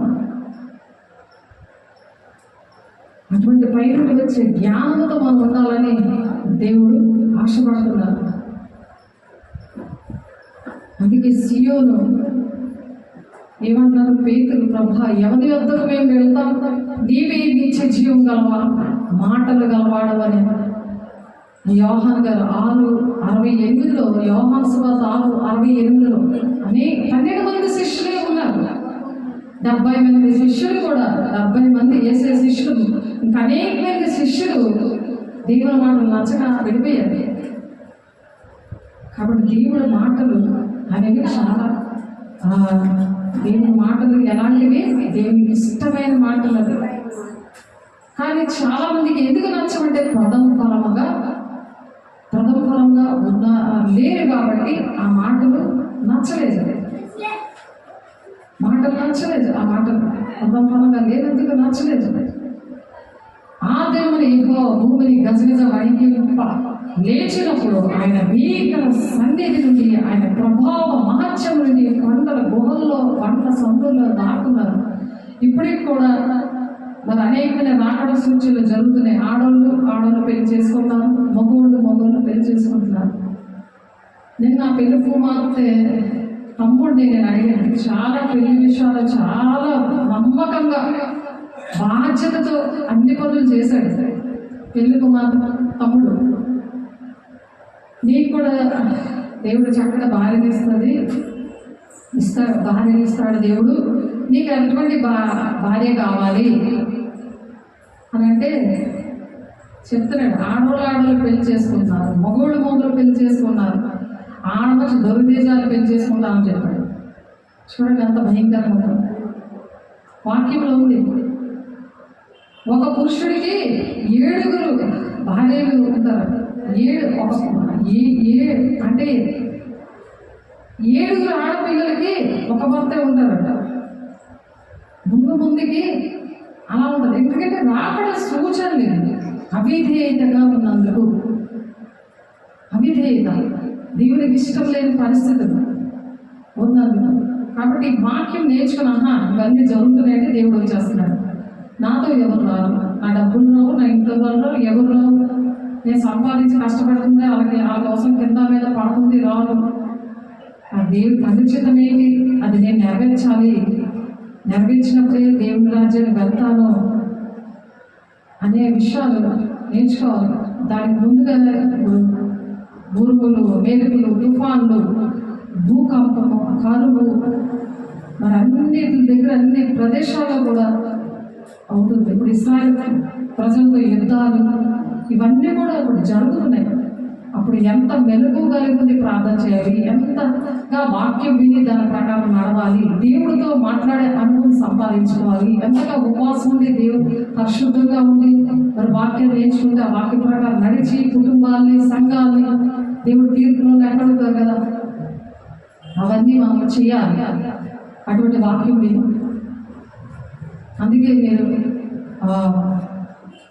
నీటి మూలంగా, ఆత్మ మూలంగా జన్మిస్తుంది కానీ దేవుడి రాజ్యంలో ప్రవేశం లేదు అని చెప్తున్నారు. పరిశుద్ధాత్మ దేవుడు లేకపోతే 6 లక్షల జనాభాని నడిపిస్తున్న నీకోదేమిగా ఈ విషయాలు అర్థమవ్వలేదు.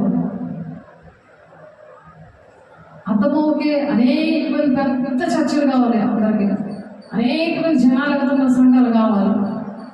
యోహాను 3:3-5 వచనంలో అందుకే స్వతంతో ఒకడు కొత్తగా జన్మిస్తేనే కానీ అతడు దేవుని రాజ్యమును చూడలేడని నీతో నిశ్చయముగా చెప్పుచున్నాను. అందుకు నీకోదేమేమంటున్నాడు, పాస్టర్ 6 లక్షల జనాభా నడిపిస్తున్న పాస్టర్ ఏమని అడుగుతున్నాడు? ముసలివాడు తల్లి గర్భంలో దూరి ఎలా జన్మిస్తాడు అని అంటున్నాడు. ఆత్మీయమైన బోధ అర్థమవు, దేవుని యొక్క మర్మాలు అర్థమవు, ఉపమానాలు, ప్రవచనాలు, దర్శనాలు, కళల బలవాలు ఏమీ అర్థమవు జ్ఞానేంద్రియం లేకపోతే. ఇక్కడ నికోదేము ఇశ్రాయేలు నడిపిస్తున్న నికోదేముకి తెలియలేదు మనుషుడు ఎలా జన్మింపగలరు, 2 మార్లు తల్లి గర్భంలో ప్రవేశించి జన్మింపగలరా అని ఆయన అడుగగా ఏ సీట్లను ఒకటి నీటి మూలంగానూ ఆత్మ మూలంగానూ జన్మిస్తేనే కానీ దేవుని రాజ్యంలో ప్రవేశం లేదని నీతో నిత్యంగా చెప్పుచున్నాను. అందుకనే నీటి మూలంగా జన్మించవు, మరి ఆత్మ మూలంగా నువ్వు జన్మిస్తే ఈ విషయాలు ప్రథమ ఫలంగా నువ్వు ఫాలో అవ్వగలవు. అలాగే దేవుని బిడ్డగా నేను ఉన్నానా లేదా, దేవుడు నాతో ఈరోజు ఏం మాట్లాడారు, ఆ విషయాలకు నేను లోబడి దేవుడు పని చేస్తే దేవుడు ఆ వరాలు, వర సంబంధమైన వరాలతో దేవుడు నన్ను నింపుతాడు అనే విషయాలు బాగా గుర్తుకొస్తూ ఉంటాయి. అవి అనుభవించి సాక్షిగా నిలబడినప్పుడు అనేక మందిని బలపరిచే వారిగా అప్పుడు ఉండగలరు. అందుకని ఏం చేయాలి? అందుచేత సమస్త కల్మషమును విర్రవీగుచున్న దుష్టత్వం మాని లోపల నాటబడి మీ ఆత్మను రక్షించడానికి శక్తిగల వాక్యాన్ని సాత్వికంతో అంగీకరించమని యాకోబు గారు చెప్తున్నారు. 1వ వచనం 21వ వచనంలో దేవుని మూలంగా పుట్టిన ప్రతి వానిలో ఆయన బీజము నిలిచును కనుక వాడు పాపము చేయడు. వాడు దేవుని మూలంగా పుట్టినవాడు కనుక పాపము చేయజాలడు అని కన్ఫర్మ్గా చెప్తున్నారు 1 యోహాను 3:9. అలాగా దేవుని మాటలు మనలో అలాగే ఇంకిపోవాలన్నమాట. దేవుడు తన చిత్త ప్రకారమైన సంకల్పం బట్టి మనల్ని ముందుగా నిర్ణయించాడు కాబట్టి ఆయన యందు స్వాచ్ఛంగా ఏర్పరిచాడు. ఆయన తన చిత్తానుసారంగా చేసిన నిర్ణయం చెప్పున సమస్త కార్యాలను కూడా ఆయన జరిగిస్తాడు. తండ్రి చిత్తం మన పట్ల ఉంది, అది నడిపిస్తాడు ఆయన. ఎందుకో ఆయన లోబడినందుకు. ఎప్పుడైతే లోబడతామో ఆ విధంగా దేవుడు నడిపిస్తాడట. 1వ వచనంలో ఉంది ఆ మాట. ఆ విధంగా నడిపిస్తాడట. అప్పుడు ఇశ్రాయేలు యెహోవాకు మరి ప్రతిష్ఠిత జనమును ఆయన రాబడికి ఫలమును ఆయన రాబడికి ఏమిచ్చాడు? ఆయన ప్రతిఫలం ఇచ్చాడట. అతని లయపరిచి వారందరూ శిక్షకు పాత్రలయ్యారట.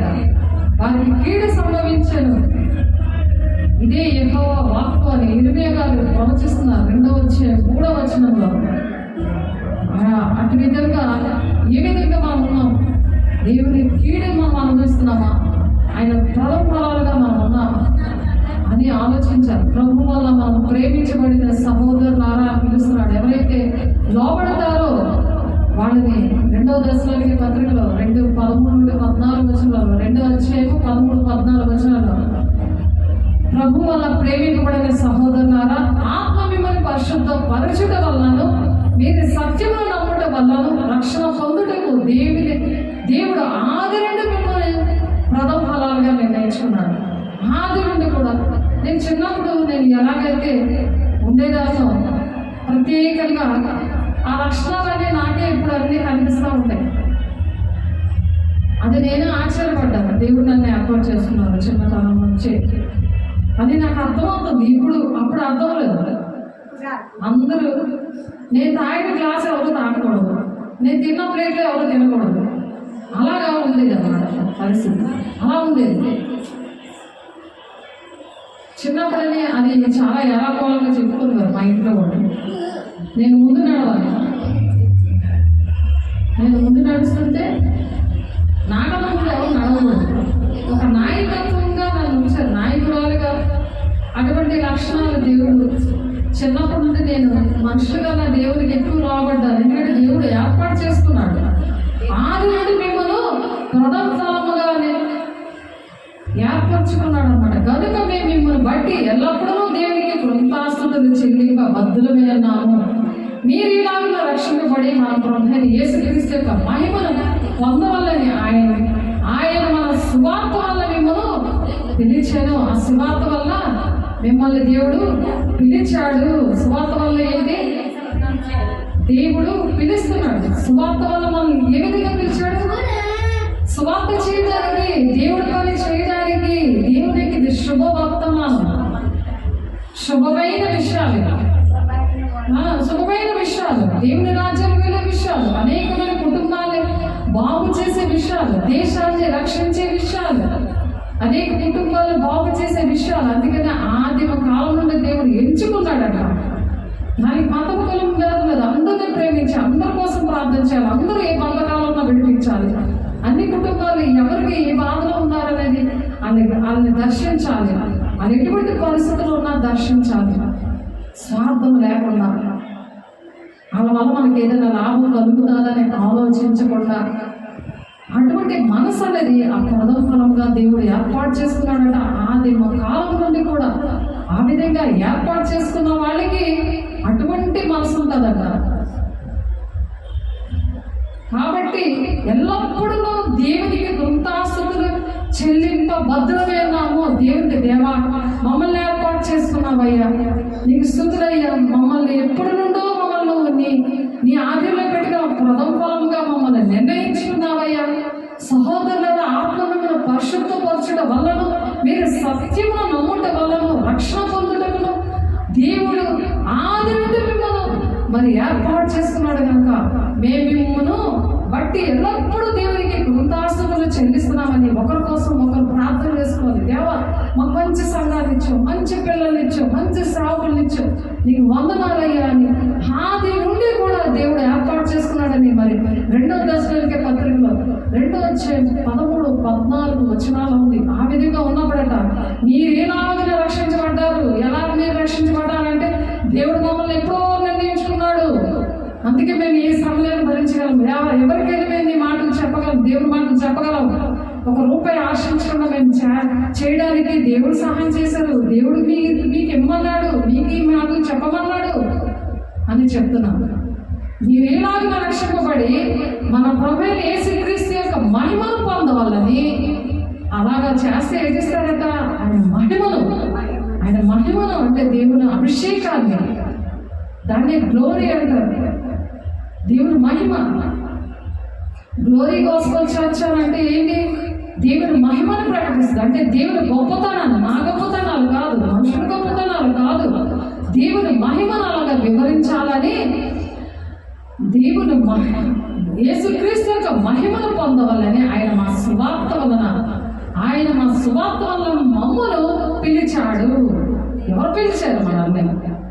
ఎవరి కోసం మనం బ్రతుకుతున్నాం? ఎవరి మాటలు చెప్తున్నాడు? అందరూ దేవుడి పిల్లలు, అందరికీ రక్తం ఇచ్చి కొన్నాడు, ఆయన ప్రాణం పెట్టాడు. కాబట్టి ఆయన మా సువార్త వల్ల మిమ్మను పిలిచాడు అని చెప్తున్నారు. దేవుడి మాటలు దీవించుగాక. ప్రార్థన చేసుకుందాం. పరిశుద్ధ ప్రేమ గల దేవ, అభిషేకుడా, అయా మమ్మల్ని ఎంతగా ప్రేమించావయ్యా. ప్రథమ ఫలాలుగా నాయన అయ్యా, ఈ వాక్యాన్ని మాకు ధైర్యపరచడానికి మాతో మాట్లాడేవాడు. ఆది నుండి మమ్మల్ని ఎంచుకున్నాం. అటువంటి బిడ్డలు ఎక్కడున్నారో ప్రభు, ప్రతి ఒక్కరికి నాయన ధైర్యపరచండి వాక్యం ద్వారా. మరి ప్రథమఫలంగా ఉండకపోతే మరి అయ్యా, మరి మృగసువార్తలో ద్రాక్ష చెట్టుని, అంజూరపు చెట్టుని అది కారు ద్రాక్షాలు ఫలాలు ఇచ్చిందని వాక్యం ఉంది ప్రభు. మిగిలిన విషయాలు మేము బుధవారం చెప్పుకోవడానికి సహాయం దయచేయండి అయ్యా. ఫలించకుండా ఉండడం నీకు న్యాయమా అని అడుగుతున్నా ప్రభు. తేరి చూస్తున్నా ప్రభు, ప్రతి ఒక్క బిడ్డని ఎన్నో అద్భుతకారులు, ఆశ్చర్యకారులు ఎన్నో మా జీవితాల్లో చేసినందుకు అది నాయన ప్రతి ఒక్కరికి అటువంటి బిడ్డలకి ధైర్యం చెప్పడానికి, అటువంటి బిడ్డల్ని అయ్యా నా తండ్రి దేవుని రాజ్యాన్ని నడిపించడానికి ఆ పాతాళము ఆయన నోరు తెరిచింది నాయన. ఆ నోరు ఆ పాతాళం పడిపోకుండా వారిని రక్షించడానికి ఏర్పాటు చేస్తున్నామని ప్రతి ఒక్కరికి గుర్తు చేయడానికి అయ్యా మీరు ఇచ్చిన మంచి మాటలను బట్టి మీకు వందనాలు, స్తోత్రాలు. నూరంతలుగా వాక్యాన్ని ప్రతిఫలింప చేయండి అయ్యా. నీ సాక్షిగా ప్రతి ఒక్కరిని నిలబెట్టుకోండి. అద్భుత కార్యాలు, మహత్కార్యాలు, సూచక్రియలు అయ్యా మరి నీ మహిమను బట్టి జరుగుతాయి. మరి నీవు లోబడినప్పుడే దర్శనం పిలుపునికి నేను లోబడి వచ్చినప్పుడు నాకు ఏ విధంగా నా తండ్రి నాయన ఆ మహిమ అంటే ఏంటో, ఆ వరాలంటే ఆ పర సంబంధమైన వరాలు దేవుడు ఏ విధంగా ఇస్తారో, నీతిమంతులుగా ఎలాగ తీర్చిదిద్దుతాడో ఎటువంటి మనిషి అయినా సరే అది మతము కులము భేదం లేకుండా, చిన్న పెద్ద భేదం లేకుండా ఏ విధంగా చేస్తారో ఆ విషయాలన్నీ మాకు నేర్పించిన దేవా, అయా మీకు వందనాలు, కృతజ్ఞతాస్తుతులు. మరి చెల్లించబడి దశలు అడిగే పత్రికలో మొదటి దశలోనే పత్రం, మరి 2వ అధ్యాయంలో మీరు మాట్లాడున్నారు ప్రభు. అనుక్షణం మేము కృతజ్ఞతాస్తుతులు చెల్లిస్తున్నామయ్యా. నీకు మాత్రమే మహిమ రావాలి నా తండ్రి.